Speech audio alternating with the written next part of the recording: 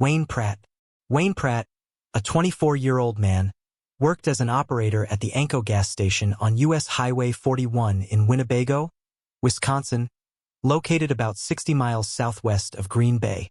Known for his kind and gentle nature, Wayne was deeply loved by those around him, particularly his wife, Marie Pratt, to whom he was a devoted and loving husband. The evening of June 12, 1963, would take an unexpected and tragic turn in Wayne's life. That night, the peaceful rhythm of his everyday routine was shattered, triggering a series of events that would leave his family and the community reeling. What started as just another shift at the gas station soon turned into a night of fear and uncertainty, changing Wayne's life forever. As the evening wore on, the small town of Winnebago remained unaware of the looming tragedy at the Anco station. Wayne had been at home, unwinding and watching TV, a typical night until about 8:40 p.m., when the sound of a car pulling into the station interrupted his evening. Always attentive and willing to help, Wayne stepped outside and made his way toward the station, assuming the driver needed fuel or assistance. He had no reason to think that this encounter would be anything other than routine. As time passed and Wayne did not return home, his wife, Marie, grew increasingly anxious. The minutes stretched into what felt like hours, and her concern deepened. Unable to shake the feeling that something was wrong, Marie decided to head to the gas station herself, hoping to find Wayne busy with a late customer. However, nothing could have prepared her for the horror she was about to uncover. Upon arriving at the Anco gas station, which was usually bustling with activity, Marie found the scene eerily quiet. Her heart raced as she entered the building, and her worst fears came to life when she discovered Wayne's lifeless body in the back room. He was covered with a blanket, a sight that brought the grim reality crashing down. The man she loved and had spent her life with was gone. Overcome with grief and disbelief, Marie immediately called the police, her voice shaking as she reported the tragedy. When authorities arrived, Marie recounted the horrific details of how she had found her husband. As the investigation into Wayne Pratt's death began, the full extent of the violence he endured became chillingly apparent. Wayne had been stabbed 53 times, a brutal act of violence that left even the most experienced investigators stunned. The sheer number of wounds pointed to an intense rage and personal vendetta, making the crime all the more baffling. Yet, despite the savage nature of the attack, a glimmer of hope emerged. Evidence was left behind, blood that did not belong to Wayne. This discovery suggested that Wayne's assailant had also been injured during the violent struggle. The presence of the attacker's blood at the scene provided investigators with a crucial lead, hinting that the person had left behind a trace of their identity. However, despite this promising clue, the investigation quickly encountered significant challenges. No further details about how the events unfolded that night could be uncovered, leaving many questions unanswered. As the months turned into years, the trail grew colder. Investigators exhausted every lead, but the case remained frustratingly stagnant. With no arrests made and no new evidence coming to light, Wayne Pratt's case began to slip from the forefront of public attention. The case, once a priority, slowly transitioned into a cold case, as the initial burst of investigative activity failed to yield any significant breakthroughs. By the time the late 1960s arrived, the investigation had stalled almost entirely. With limited resources and no new leads, law enforcement had little choice but to scale back their efforts. In February 2011, nearly 5 decades after Wayne's life was brutally taken, the case was reopened as investigators sought to leverage advancements in forensic science to find new leads. With DNA technology now more sophisticated, the hope was that re-examining the evidence might finally reveal the identity of Wayne's perpetrator. Investigators focused on the blanket found covering Wayne's body, knowing that any genetic material left behind could provide the breakthrough they needed. By February 2009, left behind could provide the breakthrough they needed. By 2015, their efforts seemed to be paying off. Sorensen Forensics, a leading forensic testing company, identified DNA mixtures on the blanket, a promising development that brought new life to the investigation. However, the mixed nature of the DNA samples complicated matters, preventing authorities from entering the information into national databases to search for a match. The investigation stalled once again as the inability to isolate a clear profile left investigators at a frustrating standstill. 3 years later, however, the case took a significant turn. In 2018, a warrant was issued for the arrest of William Dockstader, an 82-year-old man from Buller, Wisconsin. Dockstader had been on the radar of investigators since 1963, when he was initially identified as a suspect in the days following Wayne's demise. Tips about his potential involvement resurfaced in 1968 and again in 2022, keeping him in the periphery of the investigation for decades. But it was not until 2023 that new DNA technology provided the evidence needed to conclusively link Dockstader to the crime. In 2023, Sorensen Forensics re-examined the DNA evidence using the latest technology. While cybergenetics employed true allele data analysis to sift through the complex DNA mixtures. The analysis revealed on July 16, 2024 that Dockstader's DNA was statistically identical to the DNA found on the blanket that covered Wayne's body.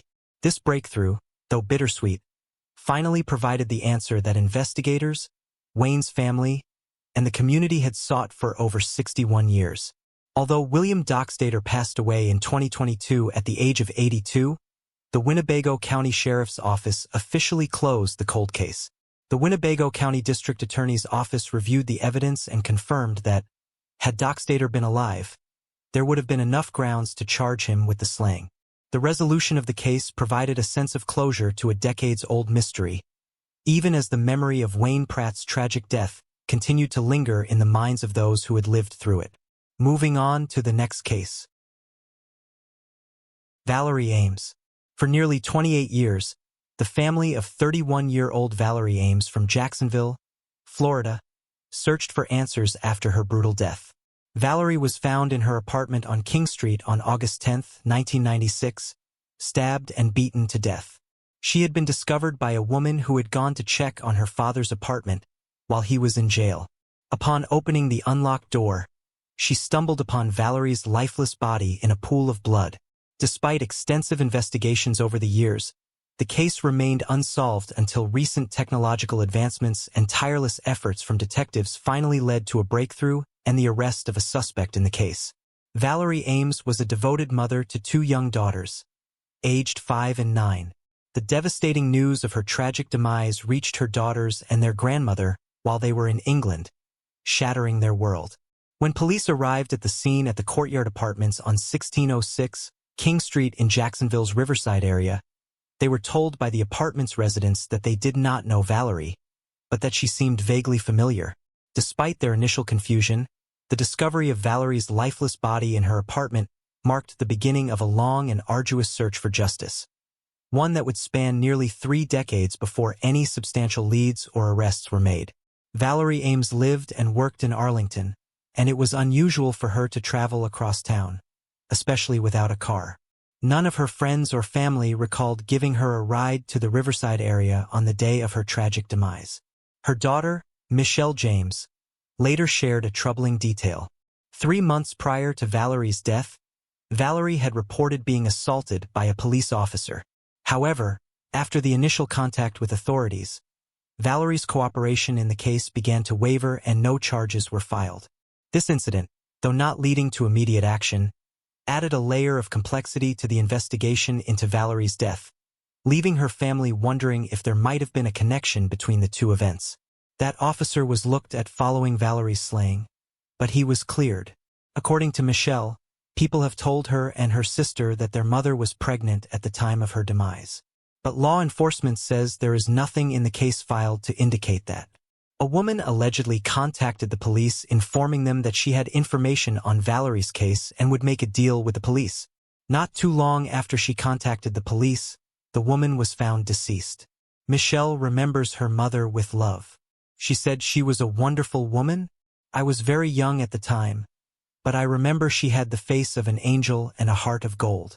She always did the best she could for me and my sister. Michelle's last memory of her mother was at her 5th birthday party, a Barney-themed event. She remembers her mother giving her a Barney stuffed animal. Michelle said, "You see, people get upset with their mothers and do not treat them great. They do not realize how much they take having a mother for granted." My mom missed out on birthday parties and being with her grandkids, and we all will never get to experience them together. Valerie loved animals, especially horses. She loved to go horseback riding. When she visited Texas, horseback riding was always on her to-do list. She also really liked camping and dancing. It was one of her favorite things to do. As a child, she performed ballet. Valerie's demise had a life-altering impact on Michelle's sister and grandmother. They were both very close to Valerie and were heartbroken by the loss. A few months following the slaying, the grandmother was so heartbroken and worried that they all ended up moving out of Jacksonville. Valerie's family stayed positive and optimistic that her case will one day be solved. The family's only hope was to find who was responsible for her demise. Just the name of the perpetrator would bring them some closure. Detective Harmony Brooks said in 2018 that there were more than 24 pieces of evidence she planned to retest for DNA. Valerie's case was featured in November 2018 on the Unsolved series, aired by First Coast News in Jacksonville, Florida. On April 2, 2024, the Jacksonville Sheriff's Office and the State Attorney's Office 4th Judicial Circuit announced an arrest in the 1996 case. Jacksonville Sheriff T.K. Waters announced that 69-year-old Jerry Phillips was arrested in Johnson County, North Carolina, and is facing charges in Valerie's slaying. Sheriff Waters declined to elaborate on what led investigators to Phillips, but said it involved technological advancements and pointed investigators to one person.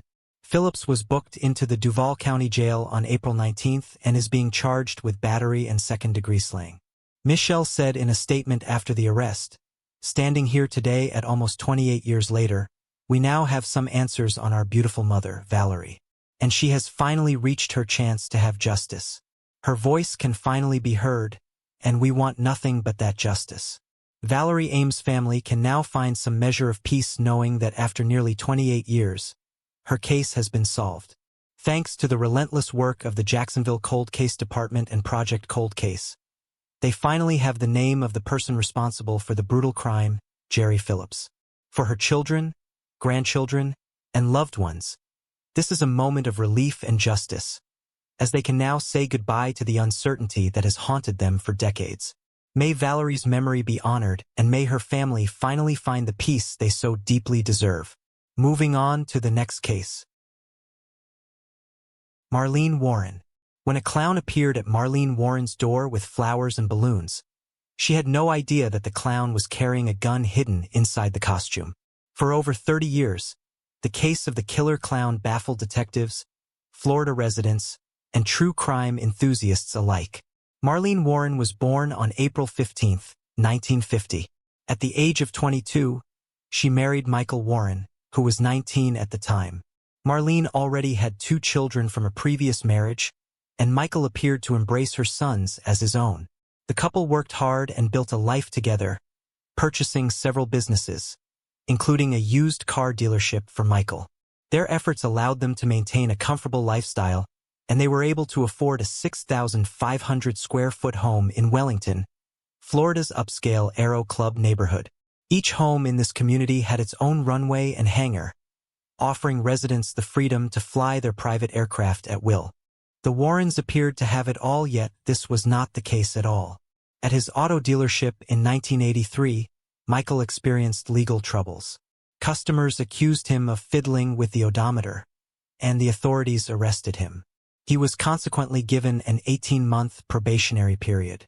By the year 1990, it was widely known that the Warrens were experiencing marital issues. Michael was allegedly having an affair with Sheila Keene, one of his employees. Despite their denials, Sheila's husband eventually left her. On May 26, 1990, a white Chrysler LeBaron without a license plate drove down the street where Michael and Marlene lived. Marlene and a friend were in the kitchen when they saw a person dressed as a clown, holding a basket of flowers and balloons, approaching their front door. Marlene grew up in a family that had a deep love for clowns. Her family adored clowns so much that her mother had a room dedicated to clown collectibles, including paintings Marlene had made when she was just 14. With this deep connection to clowns, Marlene eagerly went to the front door to greet her visitor. Her son, Joseph Aarons, who was there at the time, recalled hearing his mother comment, "How pretty," as she opened the door. Those would appear to be her last words. Shortly after, everyone in the house, including Joseph's friends who were visiting, heard a loud pop sound. At first they thought the noise was a balloon popping, but then they noticed Marlene tumbling to the ground. Now at alert, everyone sped to the door. The balloons and flowers were left behind as the clown nonchalantly made his way back to the white Chrysler LeBaron. Joseph tried to run after the clown, but he couldn't go as far because he had a cast on his leg. He, however, remembered screaming at the clown to turn around. The clown turned and gave him a wide-eyed brown stare. His face lacked any expression. The clown soon climbed the white LeBron and sped off. The sole description offered by witnesses was that Marlene had been shot by a clown with brown eyes. Even the gender of the clown was a mystery to them. Joseph and one of his friends had tried to follow the clown in their own car, but they lost track of it. Marlene Warren was rushed to the hospital. It was determined that she had been shot twice in the face at point-blank range. She struggled to survive but died 2 days later at the hospital. Detectives checked in with Michael Warren, who wasn't home at the time of the incident. Michael had a solid alibi.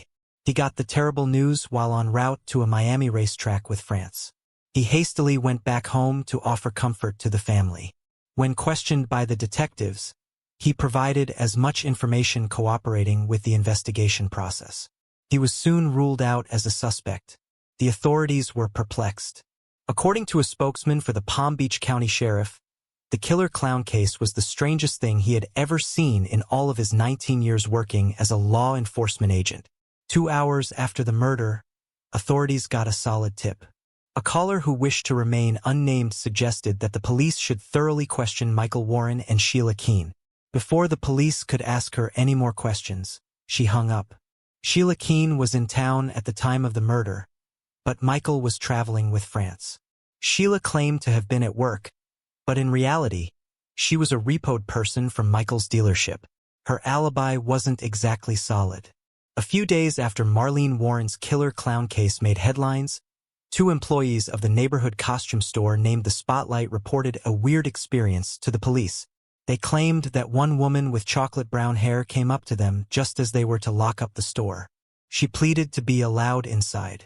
The employees informed her that they were closed and advised her to come back the following day. She, however, was persistent and informed them that she really needed a costume that evening. It was a strange request because it wasn't Halloween. It was almost Labor Day weekend.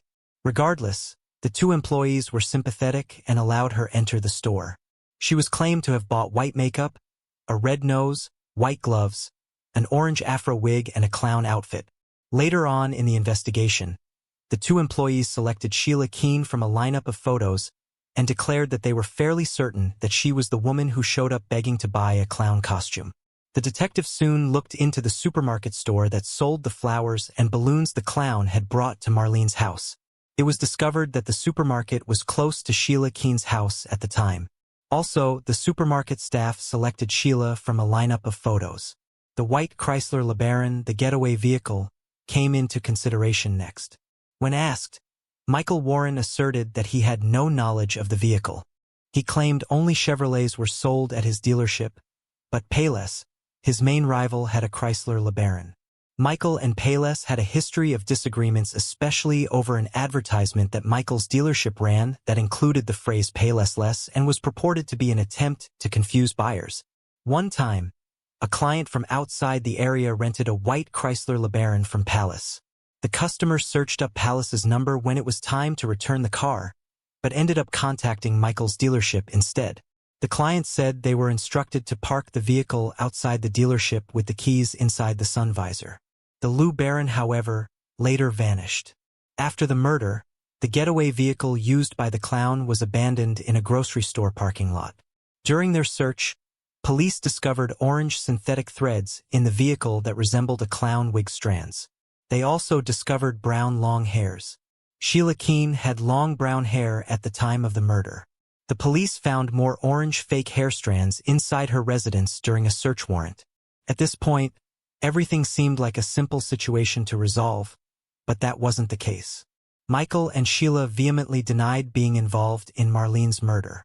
They refuted having a conversation with the police without the presence of a lawyer. DNA testing was just getting started in 1990, so the investigators' available evidence was circumstantial. The investigation into Marlene's murder was abandoned, but Michael's legal issues intensified. During the course of the investigation into the murder, Michael's unlawful business dealings came to light. Police discovered proof of additional odometer tampering and consumer overcharging. Following the arrest of an employee, Michael surrendered himself to the police. In 1992, Michael's case went to trial and he was sentenced to 4 years in prison.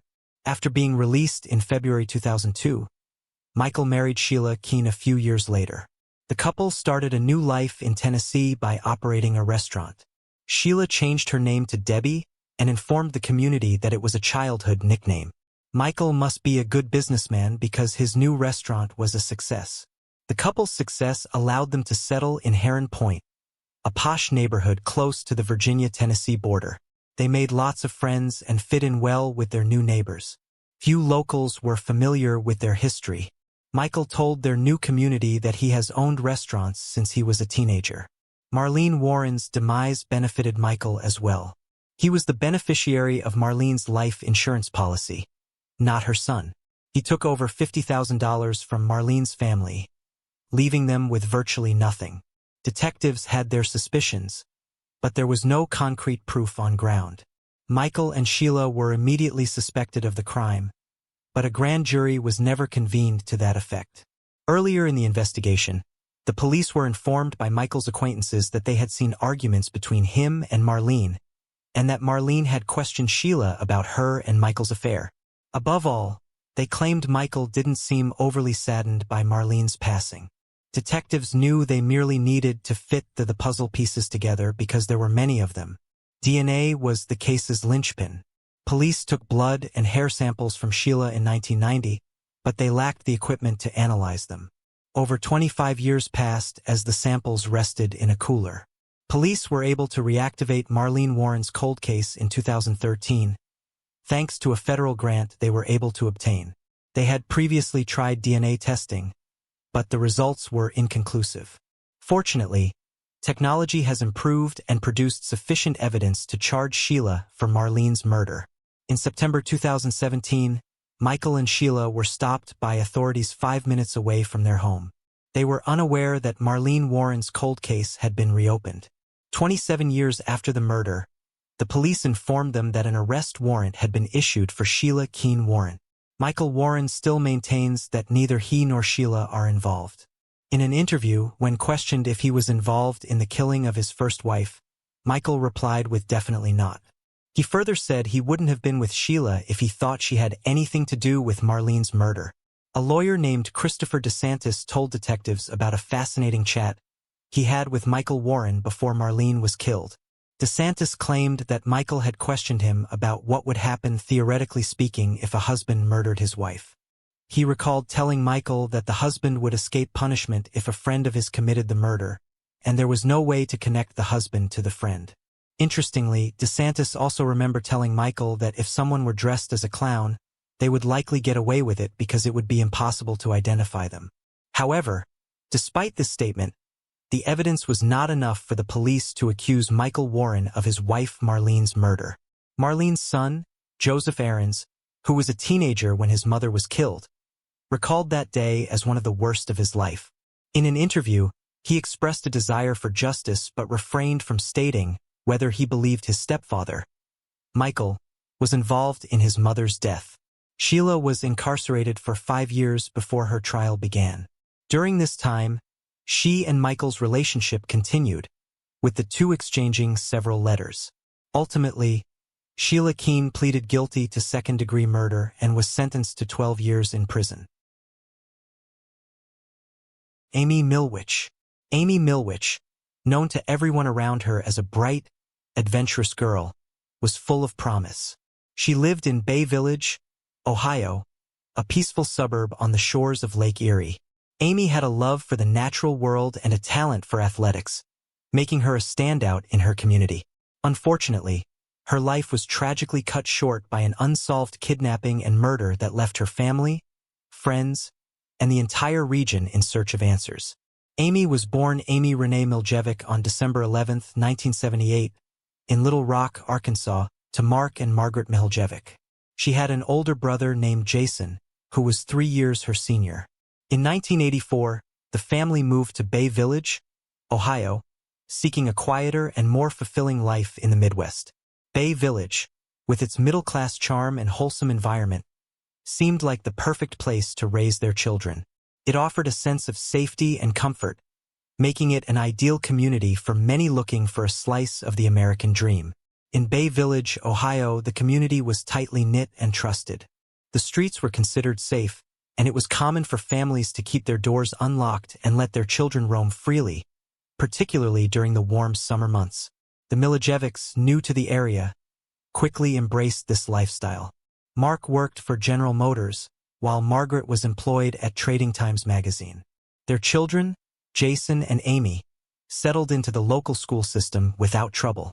With a population of just 17,000, Bay Village was a peaceful and welcoming town, when newcomers were embraced with open arms.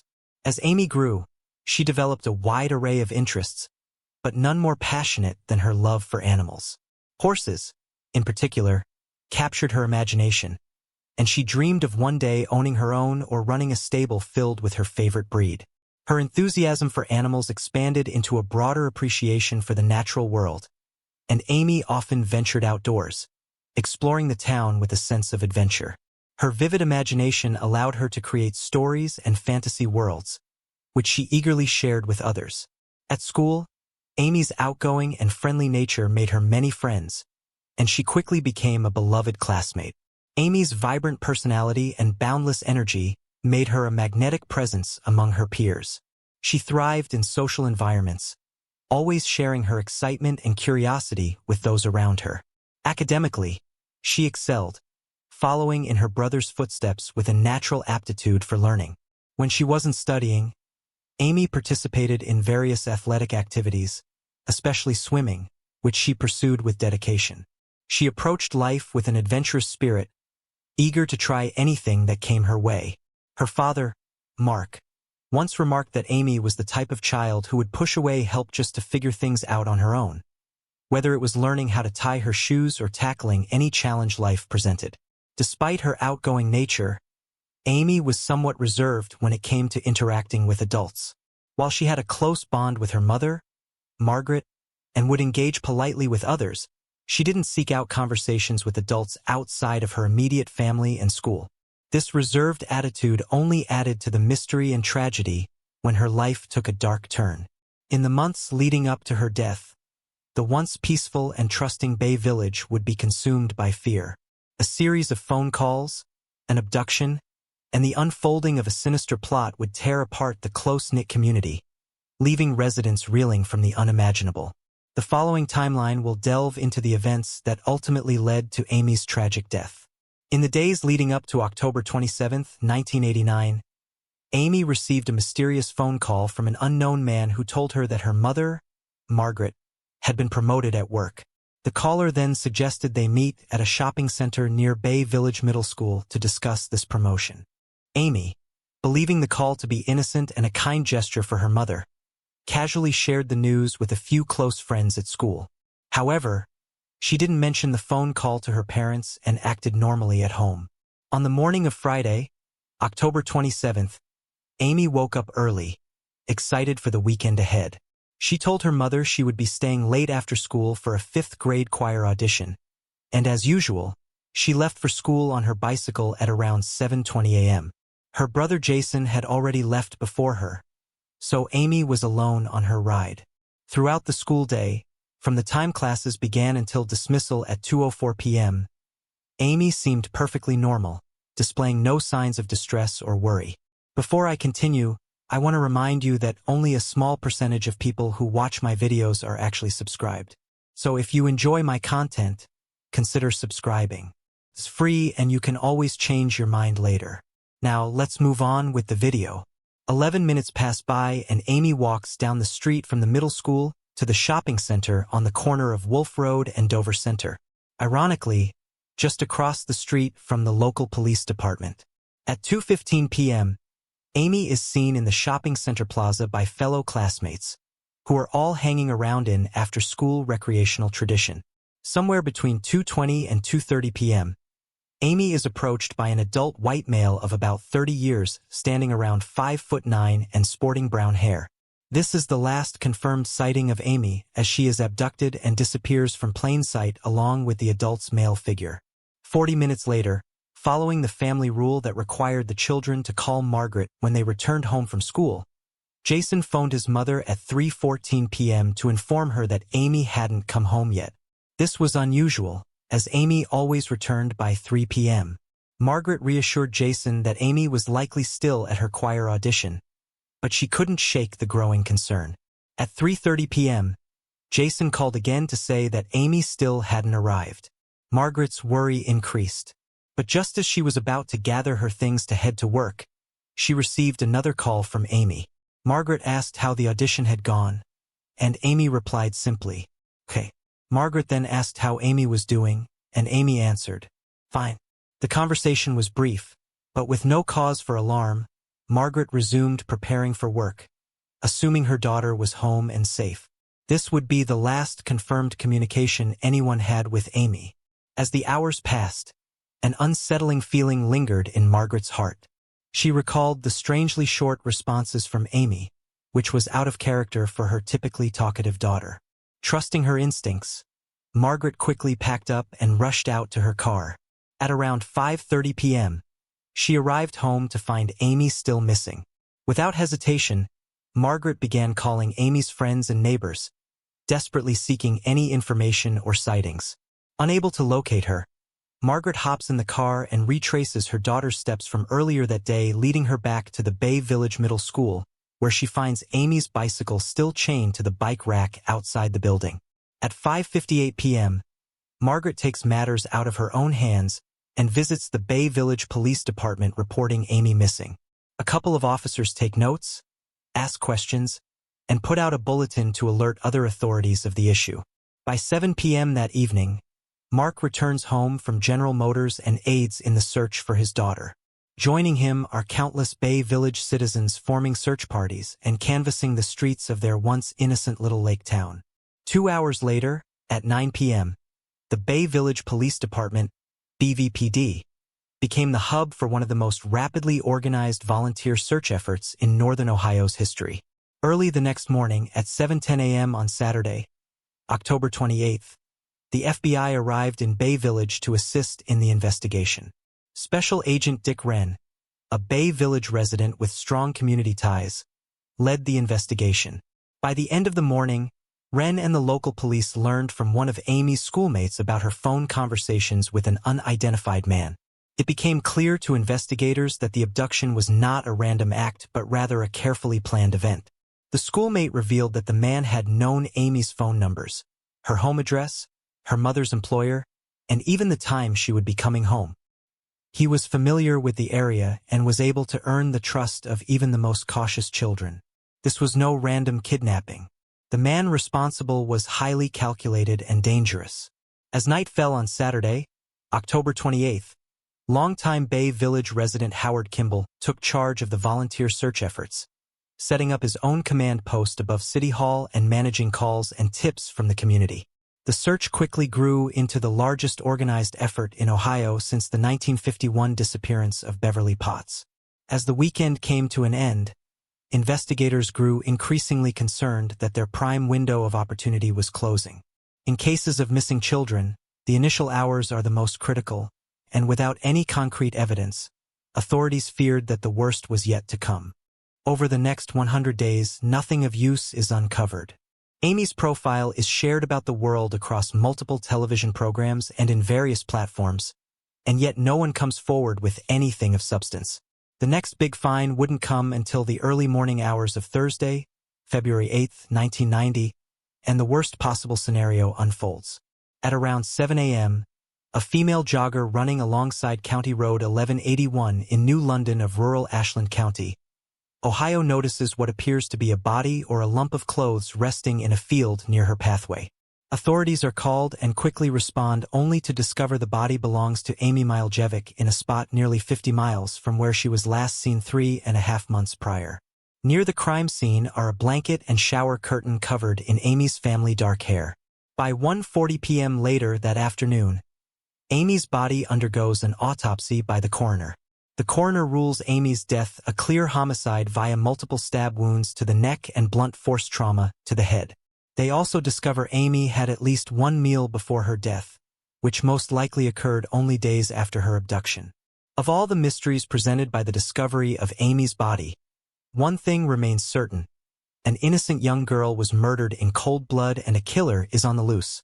For the next 3 decades, a massive manhunt for the Lake Erie murderer burns on, led by Bay Village detectives and the FBI. In February 6th, law enforcement learns that a few other girls in the city of Northern Olmsted, Ohio received similar calls from an unidentified male figure at around the time Amy received hers, or similar setups to the one that led to Amy's abduction. None of these girls had gone through with the scheme. However, it signals to police that they are dealing with a serial predator rather than a one-off criminal.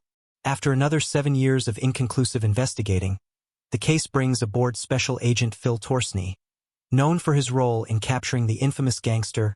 Whitey Bulgran tells reporters the killer was most a long-time resident of northern Ohio with in-depth knowledge of the local geography. Fast forward another 7 years to present day, and authorities are still without any luck or noteworthy leads in 2020.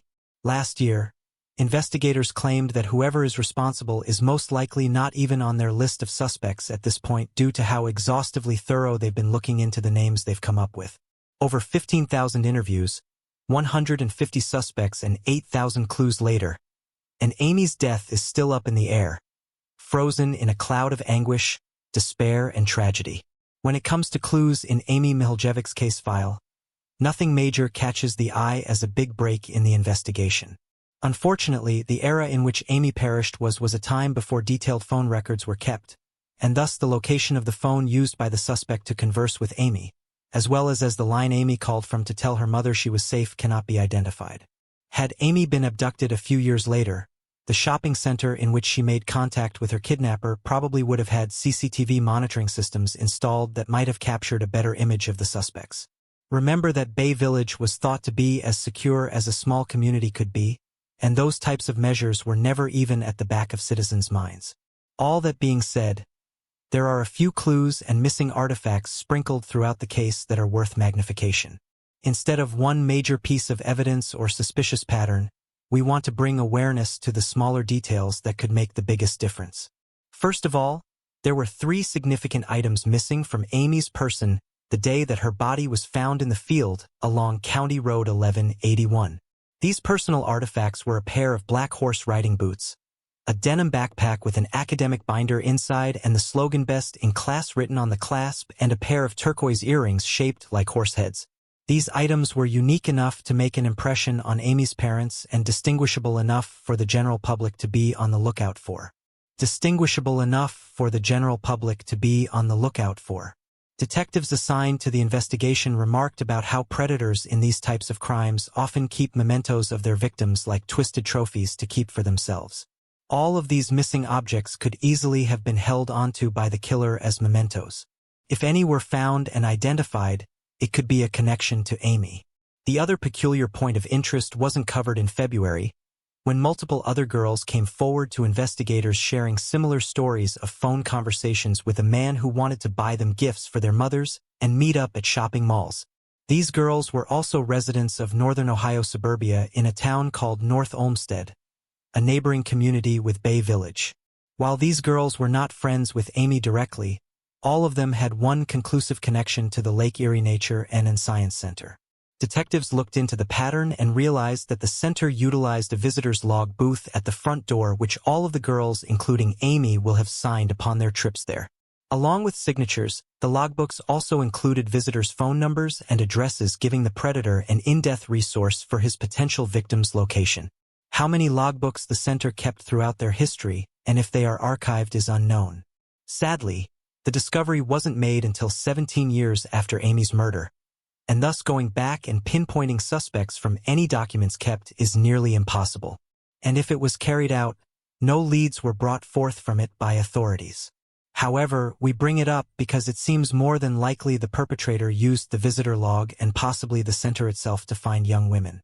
If you have any information regarding the Lake Erie Nature and Science Center over the past 30 years that could be deemed relevant, it's important to reach out to proper officials. Or if you've heard of any similar instances of the phone calls being made in northern Ohio, it could lead to the best chance of finding the serial criminal. Now we turn to the theories surrounding Amy's murder. As with many missing and murdered children's cases, one of the oft-argued theories in the beginning of an investigation is the targeting of the parents and their potential involvement. Fortunately, in Amy's case, authorities were able to quickly rule out both Mark and Margaret Milhoich as suspects. They had both rock-solid alibis as they were both at work and around co-workers. Some conspiracy theorists have tried to reason the parents might hire someone or convince a man to kidnap their daughter. But the truth of the matter was that Amy's parents had nothing to gain from carrying out such a bizarre scheme. It is a desperate hypothesis based on grasping at straws and should be put to rest for good. However, many of the other early theories did revolve around friends and family members close to the Milojevic family. These were the people most likely to have the knowledge of Margaret's employment situation as well as Amy's after-school routine and the telephone number to her residence. They would know of Amy's deep-rooted connection with her mother and her absolute will to do anything to make her happy. A child's compassion is usually seen and taken advantage of by people close to them, not by strangers or bystanders out to commit random crimes. Sadly, any and all of the possible persons of interest closely connected to the Mihalevics were intensely vetted by both the local police and the FBI special agents, and none are currently considered prime suspects. But there were a few promising individuals discovered by investigators through the first few years after Amy's body was found. The first was a former stable hand at Holly Hills Farms where Amy would ride horses for recreation. His name was Sean Tabelian, who also went by Sean Dusky. Sean was kicked out of a previous labor position at a stables for tickling young girls, and he was accused of raping a 12-year-old girl in Washington state in 1983. And another person connected via Holly Hills Farms was Dr. Gregory Capella, whose daughter also rode horses alongside Amy. He faced accusations of writing love letters to a female minor asking to be her boyfriend and would sleep in the same room as young girls when taking the youth soccer teams on trips to Canada. Both of the Holly Hills Farms men profiled only had circumstantial suspicions at best and were never arrested. Another set of suspects would arise due to their involvement with Amy's memorial events held around Bay Village soon after she disappeared. The first was Robert Jones, who attended a memorial service and handed Margaret $1,000 in cash. He didn't know the Mokolovic family on a personal level, making the kind transaction a bit odd. When investigators looked into Roberts, they discovered a pattern of strange behavior, such as his infamy around town for standing nude in front of the living room window as young girls walked by or simply staring at them as they ventured to school. He was also suspected of arson when the home he lived in burned down in 1989. But when the FBI obtained a search warrant to dig through his new home, nothing of note could be found. The other peculiar subjects targeted by police after Amy's memorial was an unnamed man featured in former FBI agent Robert Ressler's book, Whoever Fights Monsters. Ressler claimed the man went out of his way to volunteer in search efforts for Amy, handing out flyers and going door to door. The man also sent Margaret sympathy cards with hair pins attached telling Margaret that she and Amy would wear them when Amy was found. Thinking it to be a sign of involvement, Ressler and another FBI agent visited the man to thank him for his volunteer efforts before turning it into an interrogation. The man professed his innocence, but the police kept checking in on him. They found he had a history of mental and emotional issues and felt that they had found their man. Their gut reaction seemed to be validated when the man combined a lethal dosage of ethanol with his soda just weeks after Amy's body was found. After the man's suicide, Ressler and the FBI attempted to search his residence. But before they could act, the man's family had already cleaned and emptied the house, even donating his clothing to a Goodwill store. Years later, local police told investigators that the unidentified man in question had very little evidence linking him to Amy's case and was never seriously considered as a suspect. Despite having access to his belongings, no useful clues were found, and the man is no longer considered a prime suspect. In addition to this individual, There were a few other men in the Bay Village area who had disturbing histories involving minors and young girls, leading authorities to focus on them. One such person was Kenneth Robert Stanton, a serial molester who had moved to northern Ohio in 1989, just before Amy went missing. Stanton's modus operandi involved befriending young girls and learning when they would be home alone, gaining their trust before invading their homes. While police initially considered him a suspect because his behavior mirrored the potential actions of Amy's killer, there was no physical connection between him and her case. Another figure of interest was Dr. Frank Voken, a local Bay Village dentist known for making inappropriate advances toward female minors. Shortly after Amy's kidnapping, he moved out of the country, and those close to him reported that he had asked his family to send him updates on the fate of the missing girl. Despite these troubling behaviors, Vulcan's involvement remained speculative, and there was no concrete evidence linking him to Amy's disappearance either. What happened to Frank is unknown, but some say he had beaten his wife and fled to Costa Rica. One glaring problem with the investigation at large and a search for the perfect perpetrator is the fact that there are a disproportionate amount of registered sex offenders in the northern Ohio area, especially sprinkled around middle-class suburbs such as Bay Village and northern Olmsted. And if the list of known pedophiles and rapists is large, one can only imagine how big the list of unconfirmed and unknown criminals could be. Thus, the sheer number of names cycled through police reports and FBI investigations is too big to comprehend, let alone list with appropriate reason.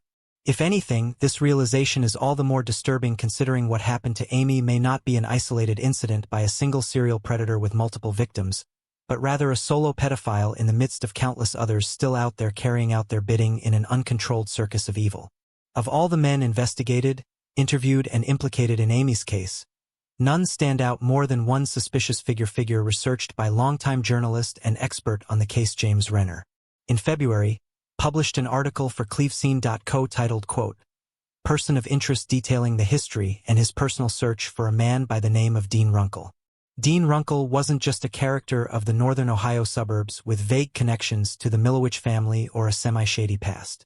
Rather, Dean was the first and most prolific suspect intersecting with all of the girls who received strange calls from an unidentified male, and that he had worked as a volunteer at the Lake Erie Nature and Science Center in 1989. But none of the former employees of the center had remembered his name until a man named Tom Paksinski called up Renner in February and told him his former 8th grade science teacher in 1991 named Dean Runkle would talk about the Lake Erie Science Center to his classes. This was the volunteer both Renner and the FBI wanted to investigate, and thus the profiling endeavor began. Dean Runkle was born in New London, Ohio on a farmhouse only a few miles away from where Amy's body would be found on the County Road 1181 45 years later. He lived a tumultuous early life dealing with an abusive father and the tragic death of his 6-year-old twin sister in 1950. Nevertheless, he went on to develop a love for science and biology and studied education at Bowling Green State University, finding employment soon after graduation as a 7th grade science instructor at Vermilion Junior High School in 1967, already earning awards for his work by the end of his 2nd year. And on the surface, these awards made sense. He was a colorful individual implementing film and photography with his students, yet this habit seemed to run deeper into his private life, as he would take the videos and photos of his students home to cut and develop the film in his own residence. When he wasn't teaching, Dean took time to play ragtime piano at venues around the country, including Disneyland.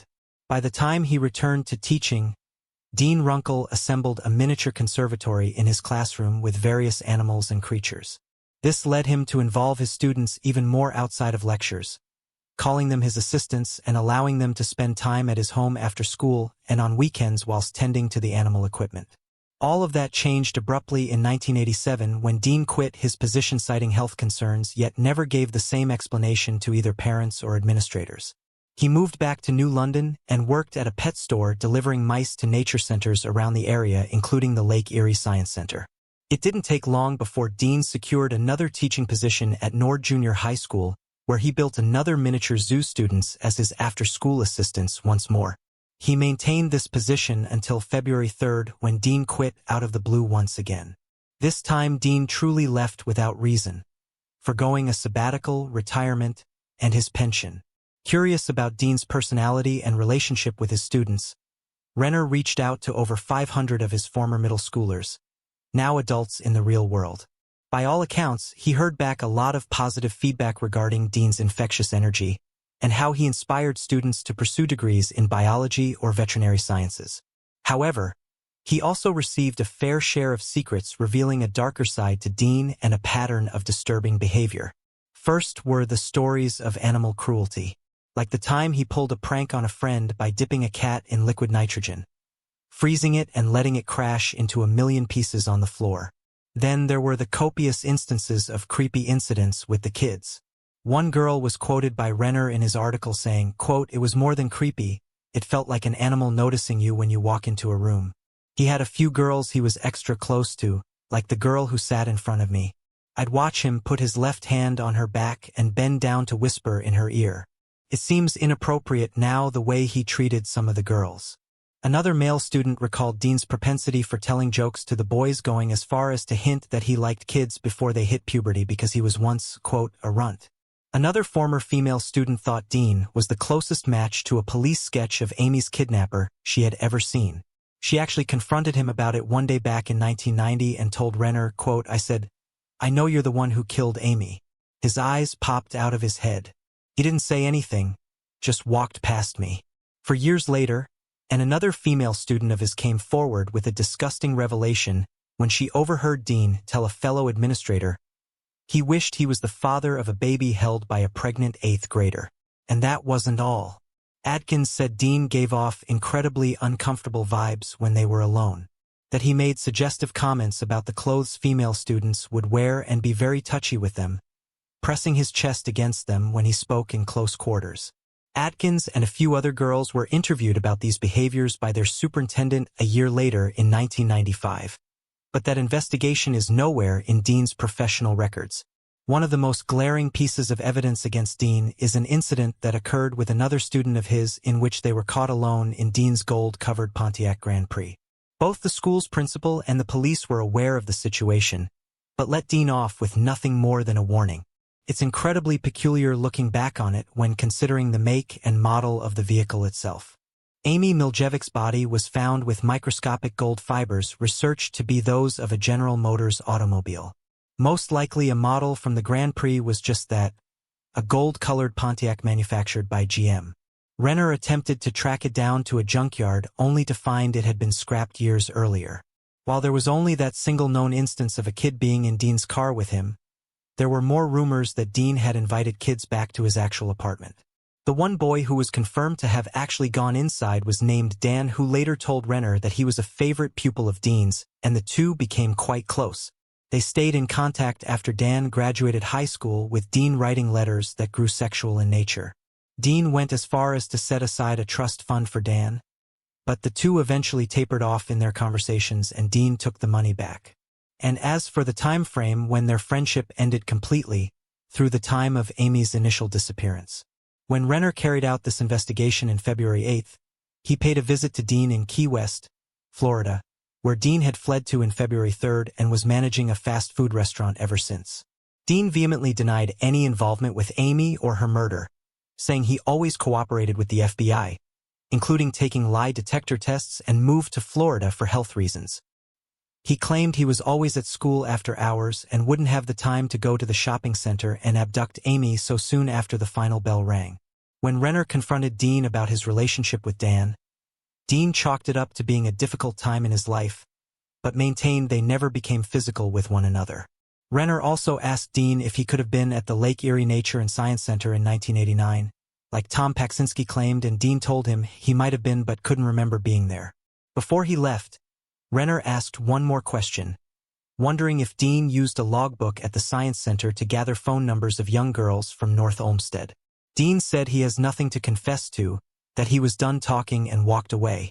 While the evidence is circumstantial at best, the clues and patterns associated with Dean definitely suggest something more sinister could have been at play. He had a childhood filled with trials and terrors, like facing beatings from his father. The death of his twin at such a young age is also theorized to be an underlying factor similarly seen in other criminals' upbringings. But of course, a tragic childhood does not mean someone will grow to be a criminal. More suspicious is the eyewitness testimonies of animal cruelty and pedophilic comments, including the possibility of inappropriate touching. He was familiar with the New London countryside, which investigators say is a key to the killer's placement of Amy's corpse on County Road 1181. He also had the all-important connection to the Lake Erie Nature and Science Center, and a known fascination with prepubescent girls. Not only that, but people have pointed out that when he refused to renew his teaching license and fled from the schooling system, it aligns with the time frame that states mandated all educators be fingerprinted for a national database to obtain a license. Top it off with a car that could have matched the description of the gold fibers on Amy's body, and everything seems to fit like the perfect puzzle piece. However, there is an equal chance Dean did not kidnap and kill Amy. One has to consider the slim chance he could have run out of school to make it to the shopping center in time to take her at the time she was abducted. Also remember that as a former teacher, the other kids would have easily recognized him, and those who did describe Amy's captor described him as having dark brown hair. Dean's hair is a dirty blonde. The FBI had Dean zeroed in as prime suspect number 1 for a while, but came out in 2019 that whoever did indeed murder Amy probably wasn't someone they had already investigated, making it sound that Dean had been cleared after years of interviews, past polygraphs, and extreme vetting processes. Like so many other names and suspects that were spewed in various theories, Dean Runkle became just that, just another maybe. Before we divulge our hypothesis of Amy Milojevic's unsolved murder, we want to make it known that our conclusions are purely logical speculation based on evidence, circumstance, and factual subtext. We are only privy to the same information presented in each video, and we do not attempt to promise certainty or an expert guarantee on the findings that we reach in closing. We simply observe, research, and reports. While the carousel of suspects in Amy's case is never-ending, we are confident the man who took Amy's life was a long-time resident of northern Ohio, familiar with Bay Village and its neighboring communities. He was confident in his incredibly risky approach in contacting young girls, displaying a disregard for consequence yet a clinical skill set in remaining undetected. He was certainly a serial predator, and whether or not he has struck before is impossible to say, but without a doubt, he planned his strategies to the finest detail. The killer most certainly had connections to the Lake Erie Science and Nature Center. And if he wasn't an employee, he was probably a guest or volunteer who frequented enough to know about the logbook and understand it was a trove of phone numbers and contact information for his victims. He could also have worked at either General Motors or Trading Times magazine with one of Amy's parents, knowing their schedules as well as hers and coordinating his attack using this information. Ken Lanning, one of the founders of the Behavioral Science Unit for the FBI and interviewed in that same James Renner article previously discussed, makes very good points regarding the theoretical murderer. He talked about how most child molesters aren't actual killers, but rather influential figures who convince their victims to trust them. They only use violence as a last resort, say if the victim fights back or if the trust factor never leads to physical contact. Lanning continued to point out that serialized murdered children are often the result of strangers getting their hands tied behind their backs, for a perpetrator would be leaving too much of a trail to victimize someone close to them. Again, this is using the theory of a serial predator and not a one-off homicide. Amy's case fits Lanning's profile of a child molester attempting to seduce his targets, and her subsequent murder the effect of his ultimate failure to do so. Amy's nails were chipped when her corpse was found, signaling she fought her attacker until he gave up and took her life. So was Dean Runkle the man responsible? It's certainly possible, but so too are any of the other names the FBI listed in their investigation. The scariest part is that the killer could be someone nobody expected, someone who became so invisible, their face was never even considered. Not even the police sketches of the abductor give us a concrete answer, as law enforcement have said the drawing is a simple estimation and likely inaccurate.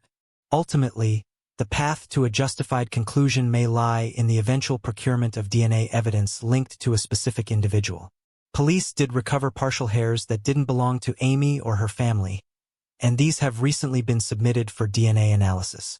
While it's uncertain whether a full DNA profile can be obtained without the root of the hair, the fact that such evidence is still being discovered 30 years later offers a glimmer of hope for further developments. In the end, we must remember Amy not for the tragic afternoon of October 27, 1989, but for the vibrant, joyful moments leading up to that day. Let us honor her infectious compassion and beautiful spirit, cherishing the memory of her delicate humanity. Think of Amy as the free-spirited, nature-loving young girl with infinite potential, a soul eager for adventure, a gifted mind, and someone who brought happiness to all who knew her. Remember her as the girl who loved horses and animals, offering comfort to living creatures around her. Rather than focusing on the sensationalized myths of the Bay Village boogeyman, what truly matters is preserving Amy Mihaljevic's memory, ensuring she is remembered with love and respect. And with unwavering hope, we hold out for the day when justice is finally served, bringing peace to Amy's family and honoring the life of a brilliant child who was taken far too soon. The Grimmer family. January 12, 1970 was meant to be a typical day for the Grimmer family. Originally from Bristol, England, they had made the life-altering choice to move to Australia 2 years earlier. They had settled in Illawarra, New South Wales at the Fairy Meadow Migrant Hostel, where the family consisted of 26-year-old Carol, 24-year-old Vince, 7-year-old Ricky, 5-year-old Stephen, 4-year-old Paul, and 3-year-old Cheryl. On January 12th, the Grimmers planned a visit to the nearby Fairy Meadow Beach. The only family member missing from the trip was Vince, who was working as a combat engineer for the Australian Army and couldn't join them. While the children played under the warm summer sun, the weather suddenly changed in the afternoon around 2 p.m. as winds picked up, shifting direction and blowing sand everywhere. At this point, Carol decided it was time to leave and started gathering their things. She instructed the children to wash off together in the shower block before they headed home. However, 10 minutes later, Ricky, the oldest child, approached his mother and explained that 3-year-old Cheryl was refusing to leave the shower block. Carol quickly followed Ricky back to the showers but found Cheryl was no longer there. Growing increasingly worried, the mother of 4 ran to a nearby house and asked the residents to call the police. Around this time, witnesses reported seeing a man carrying a girl they believed to be Cheryl. They recalled him holding the toddler up to drink from a water fountain before fleeing the scene, with Cheryl wrapped in a towel. It's now believed that the witnesses may have been mistaken in their recollection. Ricky later told police that he had picked up his younger sister so she could drink from the fountain. It's thought that the witnesses had seen this but mistook Ricky for an older man. Other reports at the time mentioned seeing Cheryl in a white car. New South Wales police arrived quickly, and the disappearance of the toddler triggered an extensive search. After 24 hours, authorities had formulated 4 theories regarding Cheryl's possible whereabouts. When announcing their findings to the press, the police shared that they believed there were several possibilities. Cheryl could have hidden herself somewhere and fallen asleep. She might have wandered into the ocean and been swept away. She could have fallen into a waterway, or she might have been taken by someone with malicious intent. Another 24 hours passed without any trace of the missing 3-year-old. Given the extensive search efforts, if Cheryl had experienced an accident or simply hidden herself, she would likely have been found by now. The absence of any sign of her led investigators to rule out the first 3 theories. Cheryl's disappearance was now being treated as a potential crime. Someone had taken her, and the challenge was now to figure out who. With several leads in hand, the police began their investigation into the individual responsible for Cheryl's abduction. Among the leads they pursued was a reported sighting of a blue Volkswagen Type 2 near the beach around the time of the disappearance. 3 days after Cheryl went missing, the police received a ransom letter, which they believed to be legitimate. The note writer demanded that they be given $10,000 in exchange for Cheryl's safe return. They noted that the 3-year-old was currently unharmed. Investigators got to work setting up a drop in the Wollongong suburb of Bulli, placing officers dressed as council workers nearby. The money was dropped off, but the letter writer never collected the cash. It was initially feared that the large-scale police operation and the carefully placed undercover officers had spooked the perpetrator. But as the letter writer never made contact with the authorities again, it was assumed that the ransom demand was a hoax. By 1971, had still not been found, and the police had established 3 main suspects in the case, although none could be definitively identified as the man witnesses had seen on the day of the disappearance. 15 months after Cheryl went missing, a local teenager handed himself over to New South Wales police. The 17-year-old from Victoria claimed that he had abducted and taken the life of the toddler. He reportedly gave an overview of the events on January. The teenager provided a detailed description of the area where Cheryl was allegedly buried, mentioning tubular steel gates, a cattle guard, a track, and a small creek, which were all close to where her body was supposedly found. According to an article in the Illawarra Mercury, several pieces of information the teenager provided were specific details about the crime that only the person responsible could have known. He accurately described the blue swimsuit Cheryl was wearing on the day she disappeared, along with the white towels she had with her. The teenager also outlined the route he had taken from the beach to the Balgownie area, where he claimed to have buried her body. He even took detectives to the location, although it was under development for housing at the time. He allegedly told the police, "I think this is it, but it's all changed."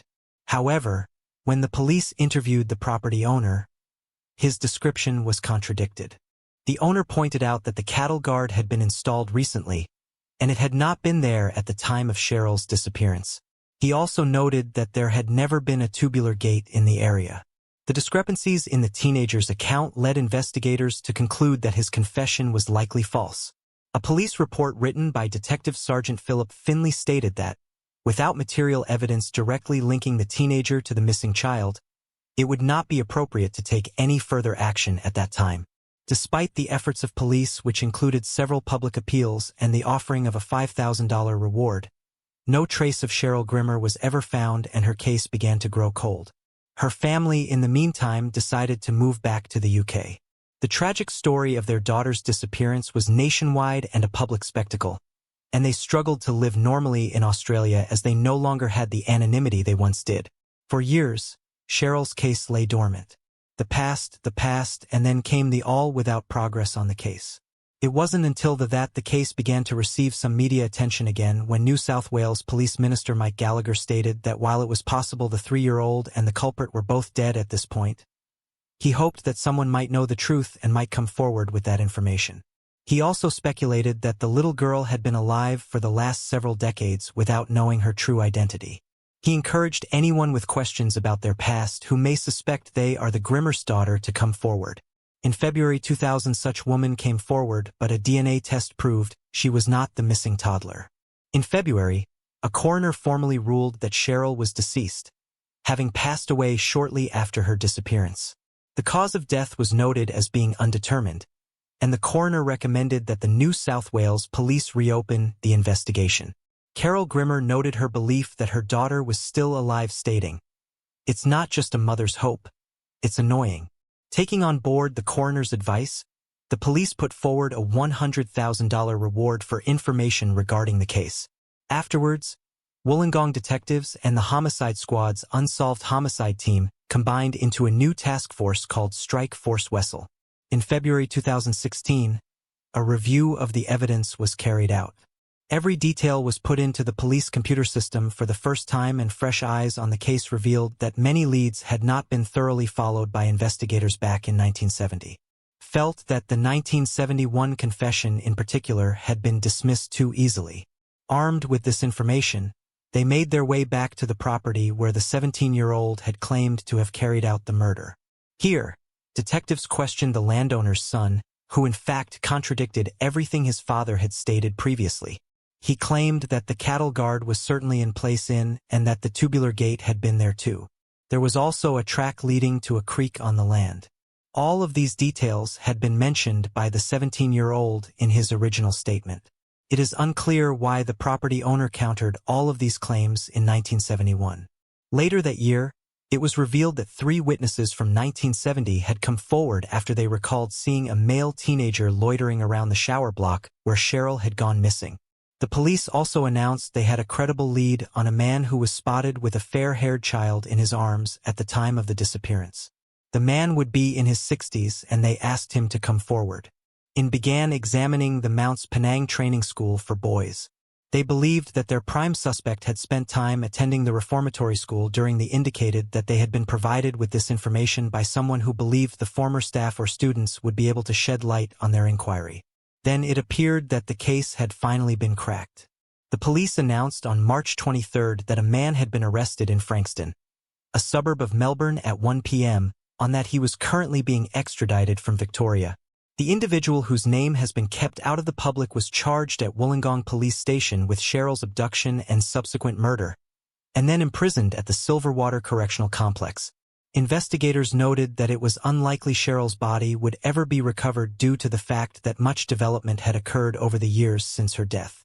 1 month later, the police announced that they were trying to trace a family who gave a witness statement on the day of the abduction. Shortly after the toddler went missing, the family moved to Papua New Guinea, then back to their native Nottinghamshire in England. Interpol assisted in tracing the family, and they were eventually located. Their testimonies were believed to be highly important in the court case. Yet another month passed, and in May 0, it was revealed that the suspect in custody was the same person who, as a 17-year-old, had confessed to the slayings back in 1971. At the time, his admittance had been dismissed due to inconsistencies, but investigators had now dispelled those inconsistencies. The accused was currently 63 years old but was around 16 at the time of the murder, making him a minor. It is for this reason his name has never been disclosed. The individual had been born in the UK like Cheryl and had moved to Australia during this time. More information about the man's confession was revealed, and it was chillingly noted that he had told doctors in 1970 that he had urges to kill himself and kill other people. In his 1971 admission, the suspect claimed that he'd hidden with Cheryl in a nearby drain for about 35 minutes after he had taken her. He gagged her with a handkerchief and tied her hands behind her back. Emerging from the drain, he walked around 1.8 miles with the toddler to Balgony. According to the case prosecutor, the suspect intended on sexually assaulting Cheryl, although the 63-year-old would later deny this claim, labeling it as bullshit. In his confession, he told the police that he had removed the gag from Cheryl's mouth, but that she'd started to scream and ignored him when he told her to shut up. He quickly put his hands around her neck and strangled her to death in a bid to get her to be quiet. Afterwards, he panicked, removed her clothes, and placed bushes and dirt over her body before he returned to Fairy Meadow Beach. Later, the suspect sought bail. Prosecutors were opposed to this, claiming he was a flight risk as he was not an Australian citizen and still possessed a British passport. The prosecution noted the evidence against the 63-year-old was strong, stating, he said that he'd been staying at the time in a Sydney hostel and caught the train to Fairy Meadow that morning and hung out at the beach. He then provided significant details in relation to the circumstances surrounding the disappearance of Cheryl, details of which are confirmed by eyewitness accounts and details which the prosecution says could only be known to the offender. Meanwhile, the suspect's lawyer, Laura Fennell, said that it would be argued at trial that her client was significantly mentally unwell at the time of his 1971 confession, rendering his admittance inadmissible. She added that the case was already troublingly weak and that in that he had also admitted to the slaying of a prison guard, but this was found to be untrue.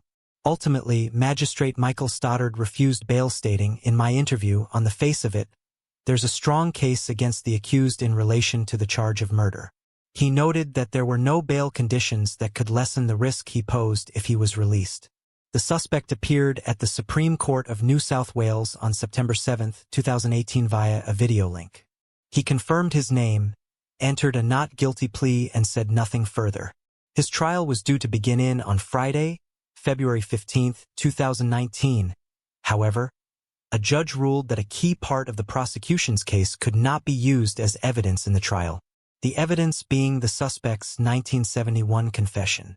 The admittance couldn't be used as the suspect was a minor at the time and did not have an adult representative present during the police interview. And even though this wasn't legally necessary in the rule that the interview should be excluded on the basis of unfairness. He also referenced testimony from psychologists who'd reviewed the case for trial and noted that the 63-year-old had low intellect and would be more vulnerable to influence at the time. As this evidence was crucial to the case, the prosecution felt they were unable to continue forward. The man was released and his case has remained dormant since. Carol and Vince Grimmer passed away shortly after the case was reopened but Cheryl's brothers, Ricky and Stephen, have expressed their surprise and distress at the outcome of recent events. Ricky Nash told reporters, "We're just a bit numb, a bit shocked. No words can describe how I feel at the moment." In February 2016, Stephen Grimmer shared his deep sense of loss, saying, My mom and dad have passed on not knowing, and we want to know too before we pass on. Ricky, the eldest of the Grimmer brothers, seems to have been most affected by Cheryl's disappearance, revealing, "The decisions I made on the day were wrong. It's been with me all my life. I just want it over with. I shouldn't have left." He added, "Everyone says it's not your fault. Come and stand where I'm standing. See what it feels like."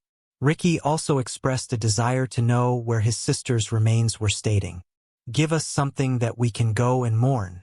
Cheryl Jean Grimmer was last seen at the shower block on Fairy Meadow Beach, New South Wales, on January 12, 1970.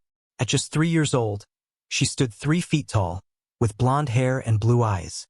A distinguishing feature of Cheryl was a navel that protruded 1 centimeter due to a medical condition. On the day of her disappearance, she was wearing a royal blue swimming suit with net paneling and carrying a white towel. A $1 million reward is currently being offered for information regarding her case. If you have any details, you can contact Crime Stoppers at 33,000.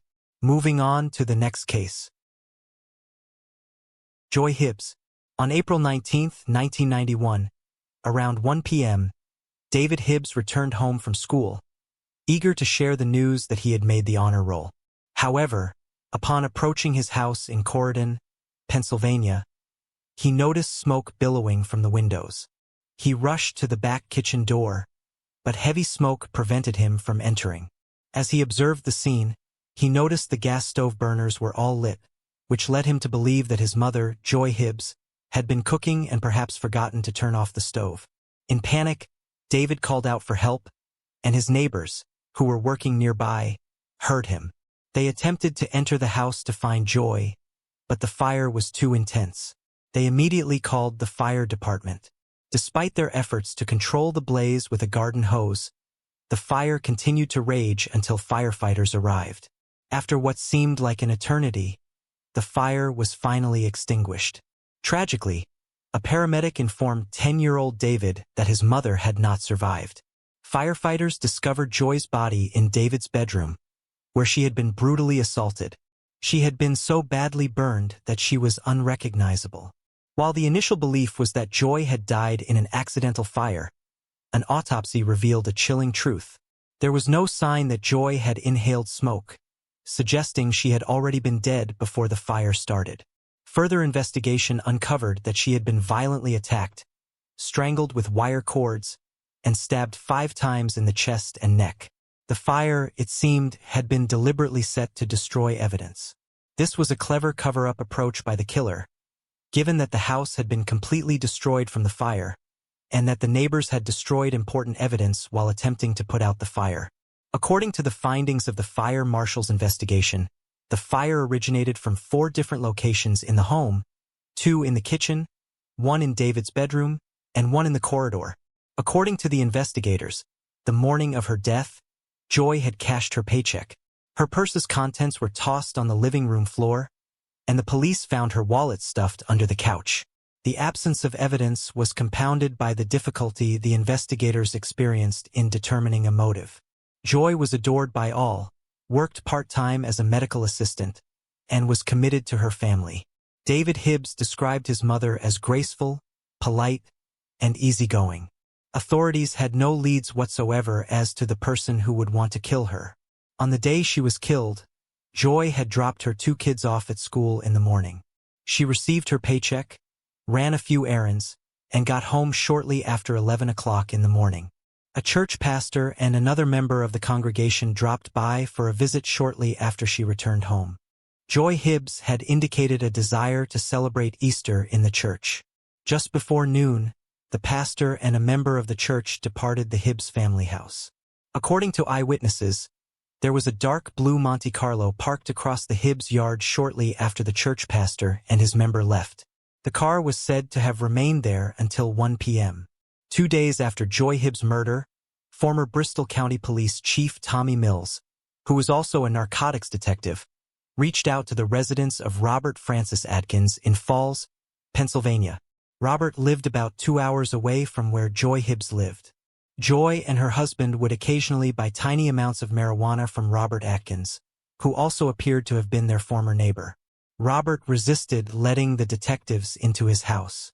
In the driveway, Detective Tommy Mills spotted a dark-colored Monte Carlo that matched a witness's description of a similar vehicle parked carelessly outside Joy's house shortly before the neighborhood heard the fire. However, during further investigation, the witness said Robert Atkins' automobile wasn't the one they saw. Robert Atkins was invited to undergo a polygraph by the investigators, but he refused, explaining that he had damaged his arm and that his lawyer had instructed him to wait since the nerve damage would affect the polygraph results. He further disclosed that he was camping at the Poconos with his family, friends, and co-workers when Joy's murder took place. Detectives soon verified his alibi. Robert confirmed that he bought a little marijuana for the Hibbs, but he wasn't a dealer. In the weeks preceding his mother's murder, David Hibbs overheard her arguing with Robert Atkins on the phone over the most recent purchase of a baggie of marijuana. Because the baggie was packed with stems and seeds, Joy demanded her money back from Robert. When asked by the police, Robert confirmed these arguments. He, however, stated that he had informed Joy that he couldn't refund her the money. According to him, it was simply improper. Investigators couldn't understand how a few tiny baggies of marijuana could cause someone to die. The couple was only spending $20 to $40 on marijuana at a time, not enough to get the attention of major sellers. On April 27, 1991, a co-worker of April Atkins, the wife of Robert Atkins, came forward to say that on the day Joy Hibbs was murdered, she had called the Atkins residence between 1 p.m. and 1:30 p.m., and Robert Atkins had picked up the call. On hearing this, the police now thought Joy's murder took place between 11:50 and 12:50. The police turned their attention to Joy's private life after determining that Robert Atkins' alibi appeared to be flawless. They questioned Joy's relatives and friends and found nothing unusual. Except for the person who had killed Joy, no one seemed to harbor any wicked intentions for her. Robert Atkins was still a person of interest in the case despite having an alibi though. 23 years after Joy was brutally murdered, a new Bristol Township detective, Michael Slaughter, was assigned the cold case in April 2014. Detective Slaughter made the decision to visit April Atkins, who claimed that she had never been questioned by authorities regarding the death of Joy Hibbs. She, however, clung to the narrative that her family was on vacation in the Poconos that weekend and hadn't learned of Joy's murder until they returned. A few days later, Detective Slaughter re-interrogated Robert Atkins regarding his movements at the time of Joy's death. He supported his wife's account of going camping and revealed to Slaughter that he had been a secret narcotics informant in 1991, doing drug deals and then reporting them to the police. During an interview with Slaughter in May 2014, a co-worker of Joy claimed that on the Monday before she was killed, a man called Joy at work and threatened to kill her. The co-worker decided not to report the call to the police because Joy's husband was now the focus of the investigation at the time. 2 years later, in September 2016, April Atkins, who is now divorced, traveled to the Bristol Township Police Station in order to provide a taped statement regarding her ex-husband's whereabouts during the murder of Joy Hibbs. Detective Slaughter was informed by April that Robert Atkins had returned home covered in blood after allegedly stabbing someone and setting their home on fire. He then instructed her to gather the children, take a few days off work and travel to the Poconos in the north. Out of anxiety and fear, April remained silent. That day, Robert Atkins took a shower after washing his blood-stained clothing. April Atkins didn't learn about the murder of Joy Hibbs until after her family returned from a trip to the Poconos. Despite the revelation, the case remained inactive for another 5 years. That was until November 2021, when Bucks County Detective David Hanks tracked down a former co-worker of April Atkins from 1991. Initially, the co-worker denied knowing April. However, when subpoenaed by the district attorney to testify before a grand jury about a phone call she had made to the Atkins household, the co-worker changed her story. The call had been answered by Robert Atkins, who was supposed to be camping in the Poconos at the time. In the following month, Detective Hanks managed to record a conversation between Robert Atkins and his ex-wife, April. This conversation led Robert to believe that April had informed her roommate about his involvement in Joy Hibbs' murder, which caused his anger and anxiety to escalate. Further damning testimony came from Robert's son, who in April 2022 testified that his father had confessed to him in December that he expected to be arrested soon for something that had happened many years ago. Robert had mentioned a woman dying in a fire before later revealing that she had been stabbed. After 31 years of evading justice, Robert Atkins was arrested in May 2022. He is currently being held at the Bucks County Correctional Facility, facing multiple charges, including first-degree and second-degree murder, 7 counts of arson, 2 counts of robbery, and 7 counts of first-degree arson, all related to the tragic death of Joy Hips. Moving on to the next case. Krista Bramlett. In 1996, 23-year-old Krista Bramlett lived in New Providence, Tennessee. Struggling financially, she resided in a mobile home, while her 2 young children had moved to live with her mother in Corpus Christi, Texas. Krista remained behind, hoping to finish her GED program. However, the area surrounding her home had become increasingly unsafe, plagued by rising crime rates, including burglaries and drug-related offenses. Sadly, Krista became one of the many victims of the community's worsening troubles. On the afternoon of October 28, 1996, her landlord knocked on the door of her mobile home in Sunnydale Mobile Home Park, located just off Peachers Mill Road. When there was no answer, the landlord grew concerned and decided to check inside. It was there that he discovered Krista's body. She had sustained injuries to her throat, and the autopsy revealed that she had been suffocated. Additionally, it was determined that she had been indecently assaulted. Investigators collected male DNA from her body and sent it to the Tennessee Bureau of Investigation's lab to create a DNA profile. The DNA profile was submitted into the combined DNA index system, but no matches could be made. Investigators were only able to confirm that the DNA belonged to a black male. Without any other leads in the case, investigators could not identify the culprit, and the case went cold. It was only on February 13, 2019 that the Clarksville Police Department detective, Michael Urey, got the news he was waiting for. The DNA in the combined DNA index system matched a man who was living in Phoenix, Arizona. The man is 48-year-old Kenneth Hudspeth. Hudspeth had never come up in the investigation up to this point, and he was on nobody's radar. In February, Detective Urey interviewed Hudspeth and discovered that he was indeed in Clarksville at the time Krista's life was taken. He moved away from the area in December of 1997. Hudspeth admitted that he knew Krista and said he was the last person to see her alive. As a result of the DNA evidence and this interview, Hudspeth was arrested and charged in connection with the case. Investigators also took a look at Hudspeth's arrest record. They could see that he had been arrested several times on charges like domestic assault and felony assault. He has spent time in Arizona and Texas prisons. This brings up the question, why wasn't his DNA collected years ago? In June 2019, Hudspeth made his first appearance in Montgomery County Court in connection with the charges against him. The case went to trial in September 2021. During the trial, half of a 3-hour interview conducted by Detective Ullery with Hudspeth was shown to the jury. Hudspeth admitted that he had been using drugs at the time and could not recall whether he had assaulted or killed Krista, but he expressed hope that he had not done so. It was also revealed that Hudspeth's DNA was found on Krista's body, on her bra, and on 2 cigarette butts collected from the scene. After 4 days of testimony, Kenneth Hudspeth was found guilty of all charges on September 11. In January 2022, at 51 years old, Hudspeth was sentenced to life in prison, with an additional 20 years for his crimes. Bong's Siribun.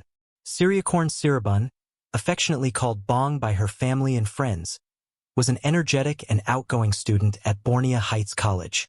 Known for her deep passion for education, music, and dance, her life was tragically interrupted by an unexplained disappearance in February. This event left everyone who knew her, from her family in the Melbourne suburbs to people across all of Australia, desperately searching for answers amidst a sea of puzzling evidence. In an effort to provide more clarity based on available facts and situational analysis, this investigation delves into Bong Siribun's disappearance in the Boronia area, unraveling the mysteries that followed. Bong was born on December 30, 1997, just after Christmas, in Ubin Ratchathani, a province in northeastern Thailand. She was the second daughter in her family, following her older sibling, Siraporn, or Pang as she was affectionately called. Unfortunately, the once happy family of four didn't remain intact for long. The relationship between Bong's mother and father deteriorated, and he eventually left when the girls were still quite young. As their father gradually faded from their lives, Bong and her sister Pang spent most of their time under the care of their mother, Benita. For several years, the sisters adjusted to their life with their mother until February 2004, when Benita met Fred Pattison, an Australian traveler. Fred had fallen in love with Thai culture in the 1990s and made it a point to travel back and forth between Australia and Thailand every year. During one of these visits, Fred and Vanetta unexpectedly connected, and their friendship blossomed into a deep, healthy relationship. Over the next 2 years, the couple maintained a long-distance relationship, and in February 2006, Fred moved to Thailand, intending to stay permanently after he and Vanita married. Both Bong and Pang embraced Fred's presence in their lives, welcoming him as a loving father figure. Fred referred to them as his own daughters, and they cherished the connection with him. However, despite the strong familial bonds, the financial side of their new marriage struggled. Fred and Vanetta attempted to start a small business manufacturing awnings, but the venture faced significant challenges. Unfortunately, the market proved too sparse for the venture to succeed, and the promising business quickly fell into failure. In an effort to lessen the family's losses, Fred returned to Australia and worked as a fitter for a Cadbury factory in Victoria. In February 2008, Vanetta, Pang, and Bong joined him in Australia, and the couple worked tirelessly to secure a better future for the girls. Vanita found a job to support the family, ensuring that the sisters would receive a proper education, while she and Fred worked toward the dream of eventually returning to Thailand. As a result, Pang and Bon were enrolled in the Byronia Heights School District, located in the bustling suburb of Byronia in Melbourne, Victoria. Bong began 4th grade at Byronia Heights Primary School and quickly made friends, one of whom was Jaya Mai Hillard.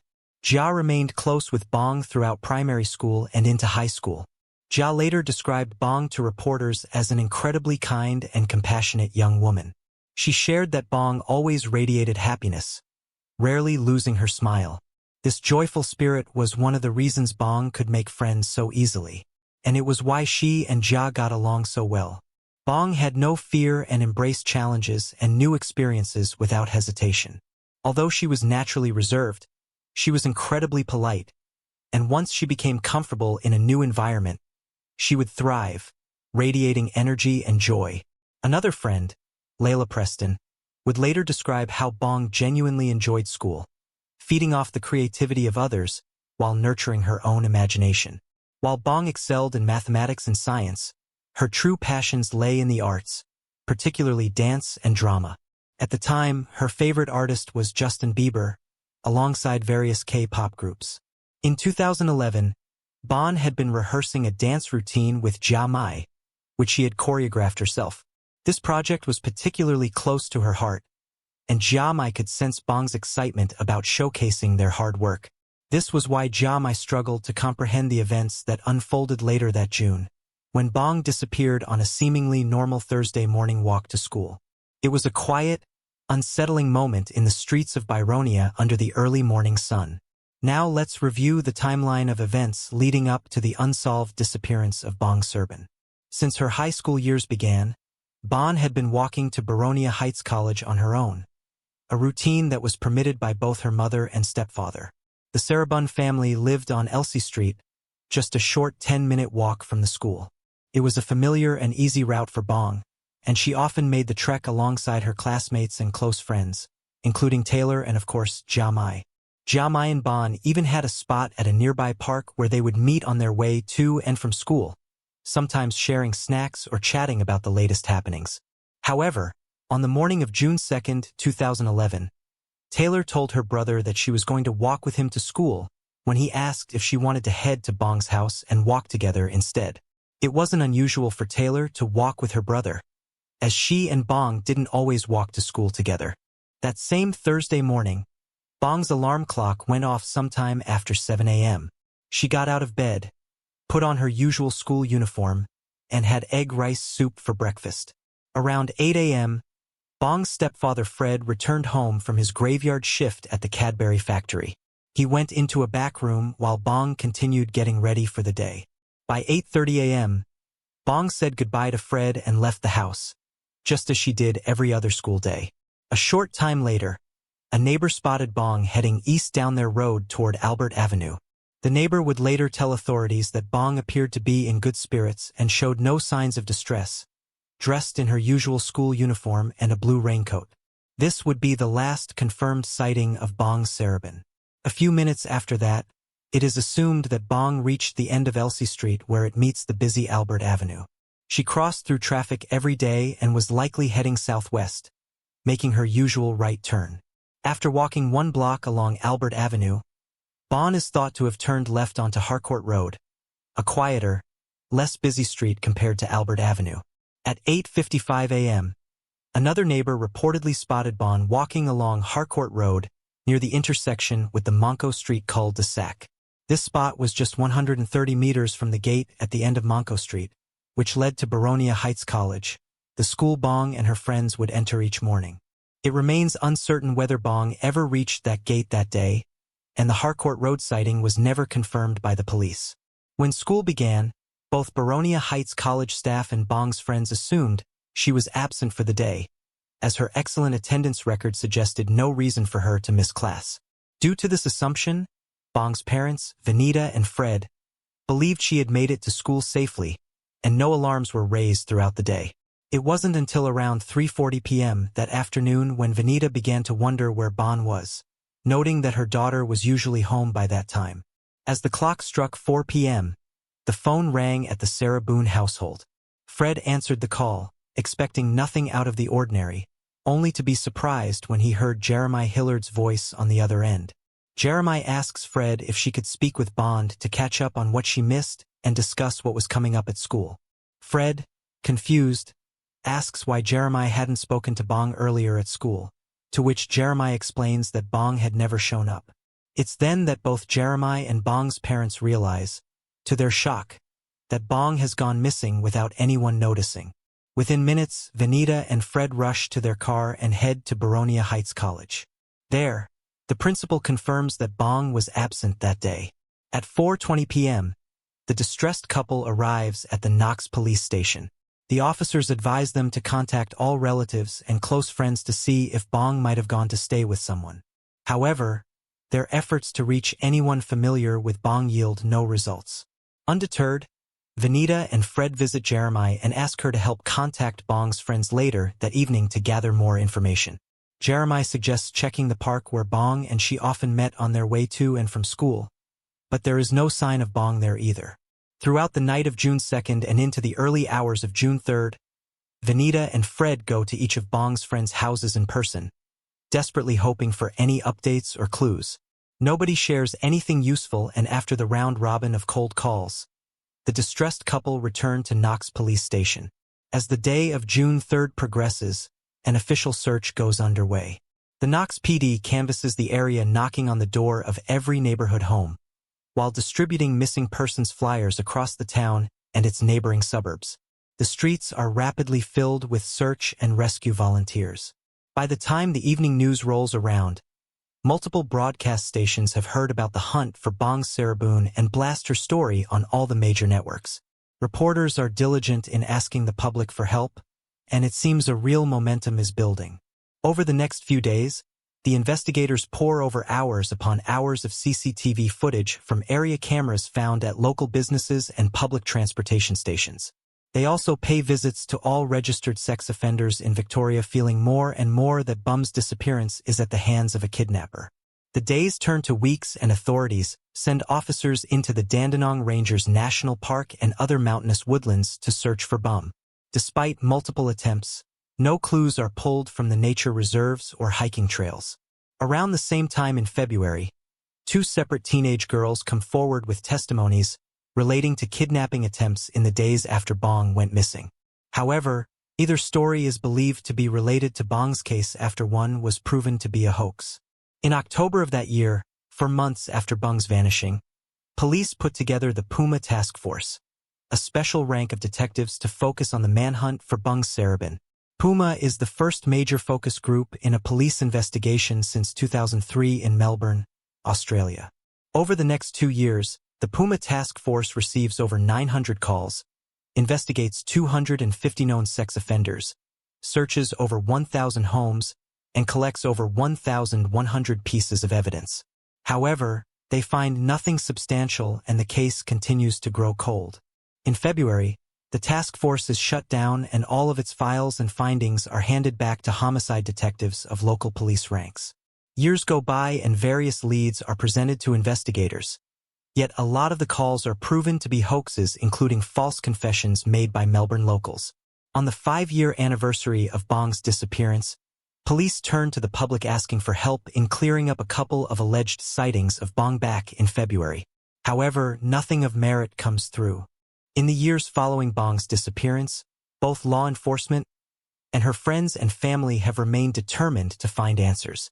They continue to believe that someone knows what happened to the 13-year-old schoolgirl and have offered a $1 million reward for information leading to her discovery.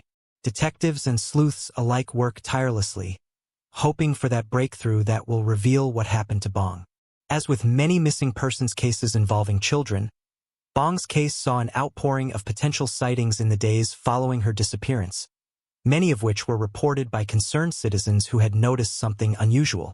These reports were often based on fleeting impressions and lacked solid evidence, as is common when tragedy strikes a community and emotions run high. However, not all reports can be dismissed. In June 2016, detectives revealed 2 separate testimonies that caught their attention. Both accounts shared strikingly similar details, involving a man with various tattoos and a white car. Both sightings occurred between 15 and 30 minutes after Bong left her home in the Boronia suburb on the morning she vanished. The first of these sightings took place around 8:45 a.m., approximately 15 minutes after Bong's departure. The witness reportedly saw a young Asian girl matching Bong's appearance looking out the back window of a white Ford Falcon, either an EA or an EF manufactured sometime between 1988 and 1996.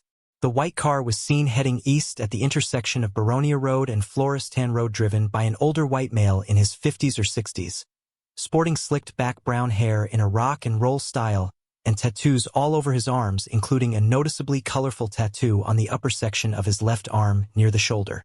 There are also some reports that state the driver was wearing a blue singlet. However, this has not been confirmed. The second sighting took place around 15 minutes after the first, between 8:45 a.m. and 9 a.m. on June 2nd, likely 30 minutes after Bunk left home. The big difference with this testimony is it came near the town of Rowville on Napoleon Road, an area roughly 9 to 10 kilometers south of Boronia. The eyewitness told police they saw a girl matching Bong's description sitting in the passenger seat of a white station wagon as it progressed through the morning traffic. From memory, the witness described the white vehicle as a Holden HQ Kingswood, an older model originating from somewhere between 1971 and 1973. The driver of the station wagon was also a white male, but appearing to be more middle-aged, in his 30s or 40s. The witness couldn't tell if the man was balding or just had incredibly light-colored hair, but did mention he showed tattoos covering his neck and arms like sleeves. What he was wearing couldn't be discerned either. While most investigators believe that these sightings are separate instances and likely disconnected, they could technically be of the same car, driver, and horrifyingly enough, the same passenger. If the first sighting did occur at 8:45 a.m., it's possible that it could have made its way southbound on the Napoleon Road and headed towards Rovo by 9 a.m. in order for the second sighting to take place. We have checked various mapping and GPS resources, and at least in 2020 conditions, the drive from the intersection of Boronia and Florestan Road to the southernmost point of Napoleon Road at 8:45 a.m. on a weekday commute is between 11 and 15 minutes. We assume the traffic patterns haven't changed drastically enough since 2011 to suggest it wouldn't have been possible 9 years ago on the morning of June 2nd to make this trip, thus providing the possibility that the first and second sightings are of the same vehicle. It is also worth considering one of the witnesses misread the make and model of the car, or didn't get a good enough look at the driver to properly account for their age and hairstyle. That being said, A Kingswood station wagon and a 1988 Ford Falcon really don't look too much alike in suggesting someone mistook a 60-year-old man with slicked-back dark hair for a 35-year-old man with short blonde hair seems a little far-fetched. Thus, we don't firmly believe the sightings to be connected or reflecting of the same situation. However, we, like the police, do believe there are good odds that at least one of them could involve the real-life Bong Sarabin. We therefore ask that if anyone recognizes these descriptions of either the white cars and/or the tattooed men, please reach out to the proper authorities. These sightings have not been ruled out as of today and could be the major clue to taking the next step in finding Bong and bringing closure. Let's now take a look at the most prominent theories surrounding the unsolved disappearance of Bong Sarabin. Like many missing children and teen cold cases, parents and guardians are always questioned in the early days of an investigation. As history suggests, many kids who disappear do so at the hands of their caretaker or family member. Thus, the first person both police and bystanders alike looked to for possible suspicion was Fred Patterson, Bong's stepfather and paternal role model. An anonymous source, most likely a fellow Baronia neighborhood resident, tipped off authorities that they had witnessed Fred digging around their LC Street home in the weeks that followed Bong's disappearance. When law enforcement approached Fred as a suspect, he happily complied, and he and Vanetta allowed detectives to search every nook and cranny of their home, including excavation around their property. Police found zero evidence to suggest that their parent was responsible or held any troubling secrets, and authorities thanked them for their openness and cooperation. However, it didn't dampen the whispers spreading around town that Fred was up to no good. With many people questioning without fair evidence his motives in embedding himself in Thai culture and bringing back 3 women to Australia with him. There were suspicions that Fred had hidden motives in his relationship with his wife and 2 daughters, fueled by prejudice and insecurities surrounding interracial marriage. As the case developed, these biases gave rise to elaborate theories, some even suggesting Fred might be involved in Bong's disappearance. However, the investigation quickly shifted focus, and police considered Bong's birth father, still living in Thailand, as a potential suspect. International law enforcement agencies were brought in to trace this lead. But ultimately, it led nowhere, and Bong's father was cleared of any involvement just as swiftly as he was initially suspected. By the June 2011, it was clear that Bong had not disappeared voluntarily. She had likely been abducted.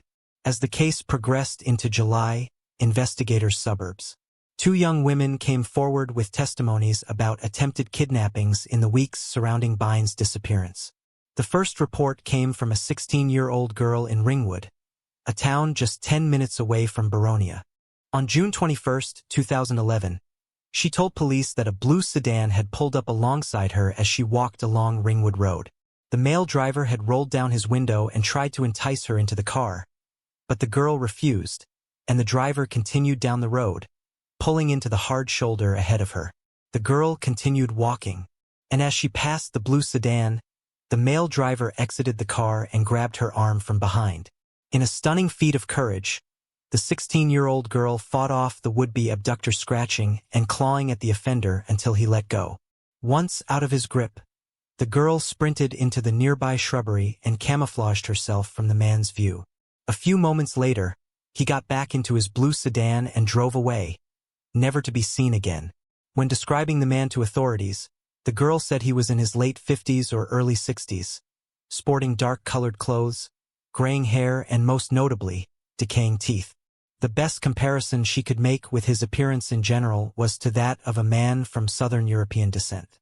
From a broader perspective, the timing of the abduction attempt did not sit well with investigators who were worried about a serial offender.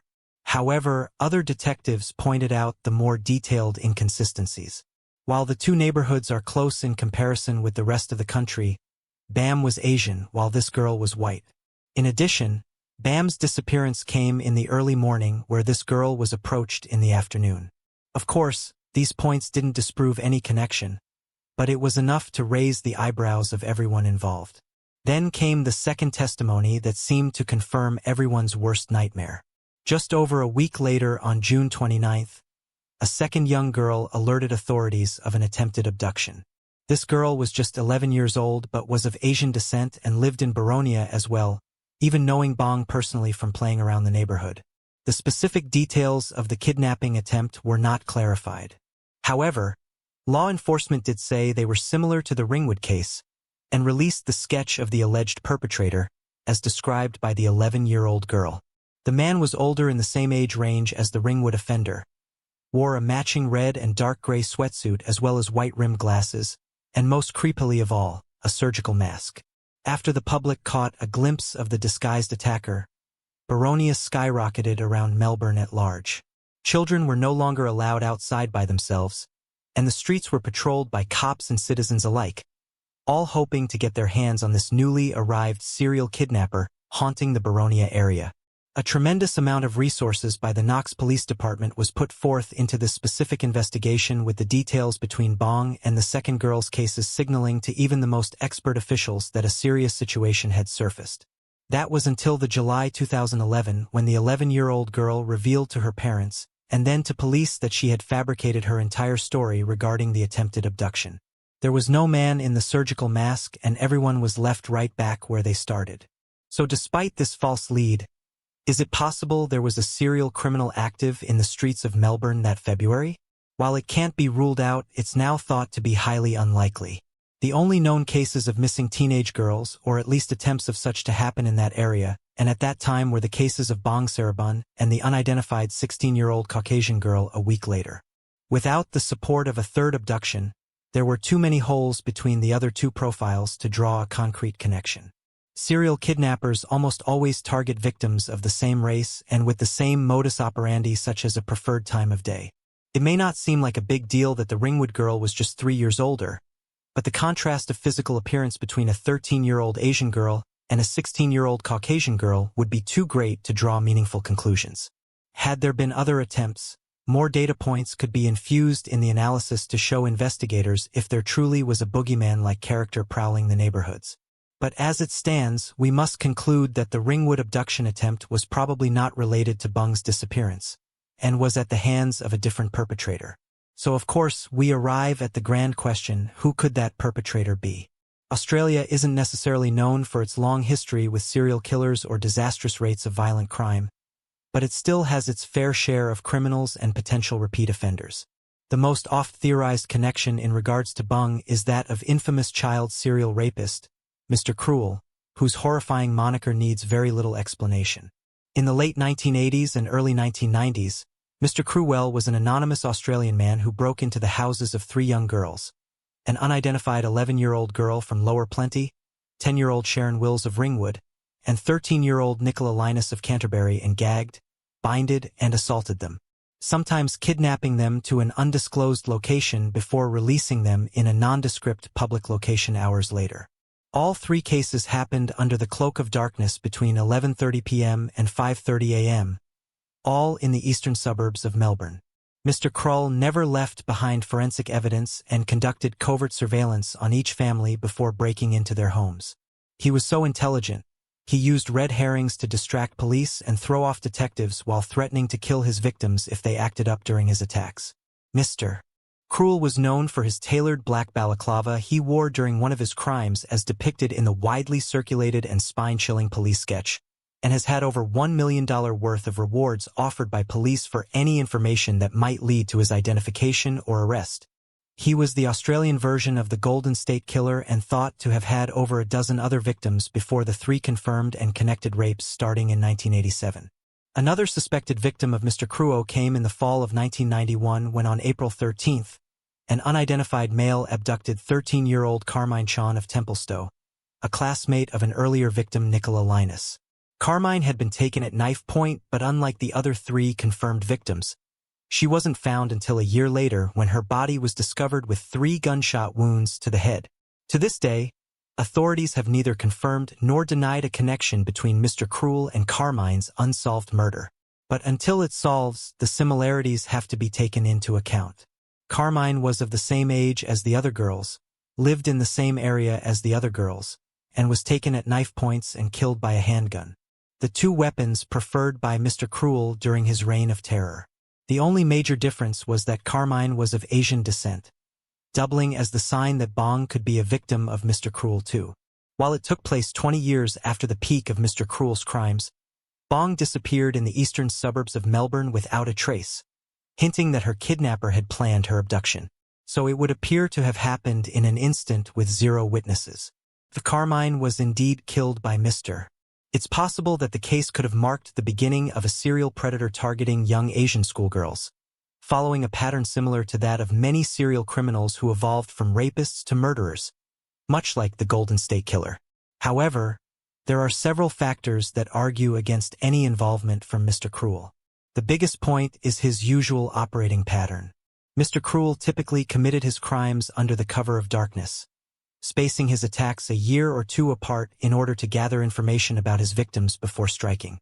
Additionally, he did not strike again for decades, and there was no sign of his presence in the Melbourne area between the turn of the millennium and February 2011. Bong was taken in broad daylight, during rush hour, on semi-busy streets in a neighborhood where many residents were awake and alert. For Mr. Cruel to have changed his methods to such a drastic degree, and after so many years, would be illogical unless he had spent the 2 decades in hiding, building the courage to attack during the day without his trademark balaclava. This makes it unlikely that Mr. Cruel was involved in Bong's case. There are simply too many differences between the timing of his known crimes and Bong's abduction. That being said, we must ask if there could be other notorious individuals in the Melbourne area responsible for Bong's disappearance. One such person of interest emerged in August 2012, when a 24-year-old Australian man called the police claiming to have inside knowledge about Bong Sarabhan's fate. The man admitted to accidentally hitting Bong with his car the morning of July 2, 2011 and disposing of her body by burying her at a local reserve instead of alerting the authorities due to fear of persecution. However, there simply wasn't enough information to keep him in confinement, and he was released after his confession. Then 2 months later, in October of 2012, the 24-year-old was detained and interrogated once again, but for whatever reason was released the second time without enough proof to keep him imprisoned. By the end of the year, law enforcement announced the man was no longer considered a major suspect after securing no other information to support his claim. Man could not provide any hard proof that he had hit Bong, and when he led the cops to the reserve where her body was supposedly buried, the detectives found absolutely no forensic or even circumstantial evidence to support his claim. They even compounded the man's vehicle that was said to have been involved but once more found nothing. The person of interest tag was still applied, but according to the task force, his confession was doubted and the team moved on to pursue other leads. In all honesty, that's probably the smartest move. For a man to hit and kill a young girl on her walk to school, it would have had to happen on a busy road where the man could have been going speeds high enough to inflict death. The only road buying travel that could theoretically cause this was busy enough that not even the most skilled criminal could have snuck the body away without anyone seeing or leaving behind any physical clues and then burying the body miles away in a public reserve. This man was more than likely mentally ill, looking for the spotlight in some ill sense, and made a false confession to gain attention. He may still be a person of interest in the eyes of the police, but we fully believe his testimony to be a real-world red herring. Too many high-profile cold cases see their fair share of people coming forward with manufactured information to gain 15 minutes of fame. And this is regrettably one of those instances. Another person of interest was first detailed by the folks over at Unsolved on their own profiling of Bong's disappearance. They posited the theory that noted serial rapist and murderer Gregory Keith Davies could somehow be involved. Davies' criminal background began all the way back in 1968 with convictions of fraud and larceny, then exploded into attempted murder with intent to cause grievous bodily harm in 1971 against a 14-year-old girl. Davies was acquitted on the basis of insanity claims by the defense and held under detainment by the governor until November of 1982. His release then led to the rape and murder of Kylie Marbury, a 6-year-old girl, 2 years later in 1984. However, because Davies could provide an alibi, police never collected his DNA after interviewing him, and he walked free for over 30 years. Until in 2016, authorities finally recovered a DNA sample and matched it with DNA found at Maybury's crime scene. Davies pleaded guilty to imprisonment, rape, and murder charges a year later, and he now sits in prison without the chance of parole until February 1945. Davies is an interesting suspect because of the wide range of open timeline in which he could have committed other child murders. Various brave women have come forward in the few years since his arrest claiming to have survived multiple assaults at the hands of Davies. Police are on their side too, understanding Davies to probably be the perpetrator of numerous other crimes, including those left unsolved. While Davies hasn't confessed to anything related to Bum, his unknown activity during the time she vanished, as well as his age range in selecting victims, could point to him being a credible suspect. There's also another unsettling connection between Davies and Bong's case. If you'll remember the two sightings of Bong we previously examined, you'll remember how both of those sightings involved a white vehicle and a male driver. Well, it just so happens in the 30 years between detainments, Davies has been confirmed to have owned and operated an older modeled white Holden HQ station wagon. Now Davies does not match the description of the driver in the Holden station wagon from the second Bunny sighting, but he does match the driver in the first sighting who drove a like modeled white sedan. Davies does not have a colorful tattoo. However, it is not outside the realms of possibility that the details of these two sightings were inaccurate and that the white car that was driven by a man in his 60s was a Holden HQ. Davies would have been 62 and 62 in 2011 and could have been wearing something around his neck that could appear as a tattoo from a brief glimpse of someone who saw him driving by. While it is undeniably enticing to believe Davies was the man in the sightings and Bong was the girl in the back seat of the white car, it is also a textbook example of coincidental circumstance. Keep in mind that Davies was active in the northern Melbourne suburbs about 30 kilometers northwest of the Baronian neighborhoods. Yes, it certainly is possible that he could have been active in surrounding communities, but it also would have required unbelievable amounts of stealth and learning of the Baronia streets and traffic patterns. Again, the potential does exist, but it would require us to accept that Davies avoided leaving a single trace of evidence as a 62-year-old man when he was unable to do so in previous murders as a younger, more able-bodied person.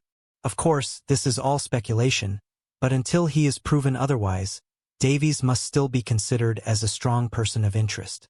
And because he is still alive, the chance of a confession exists if he is indeed guilty.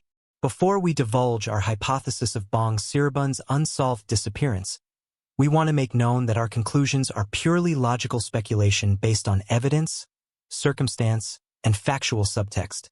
We are only privy to the same information presented in each episode, and we do not attempt to promise certainty or an expert guarantee on the findings we reach in closing.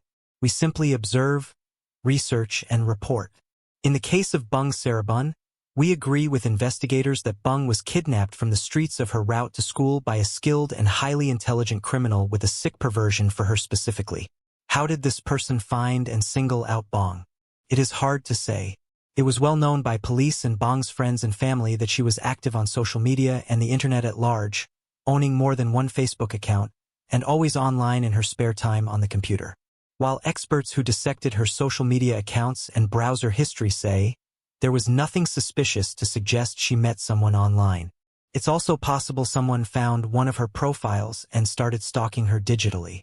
If not, whoever it was, the kidnapper could also have lived in one of the neighborhoods traversed by Bong on her way to school.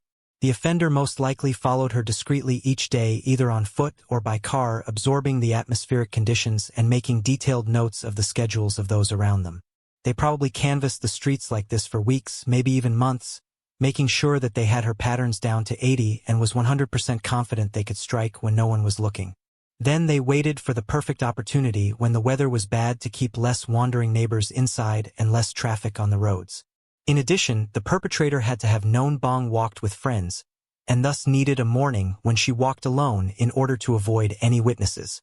When June 2nd came and the rains fell and Bong isolated herself on her final journey to Baronia Heights College, tragedy struck like a bolt of lightning with the monster themselves implementing infinite hours of planning to commit the unthinkable crime.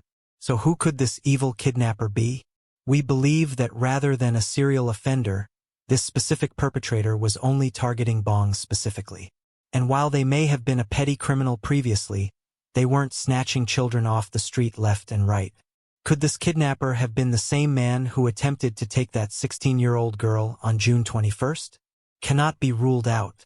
However, this person was probably only interested in Bong. explaining why there was no string of similar disappearances in Boronia or Melbourne at large around that time frame. It could have been a teacher at school, a close but not too close family friend, a neighbor with their blinds closed and one eye looking out. It could have been, and probably is, someone who the police overlooked, who doesn't have an obvious record that screams child abductor. And that may be the most frightening of all. The bomb was taken at the hands of someone still among us who appears to be someone just like you or I, never suspected to be holding a dark, deadly secret. Whoever it is, they most likely left Melbourne to avoid local police and making a mistake, now watching from a distance, telling themselves they've won when they most certainly have not.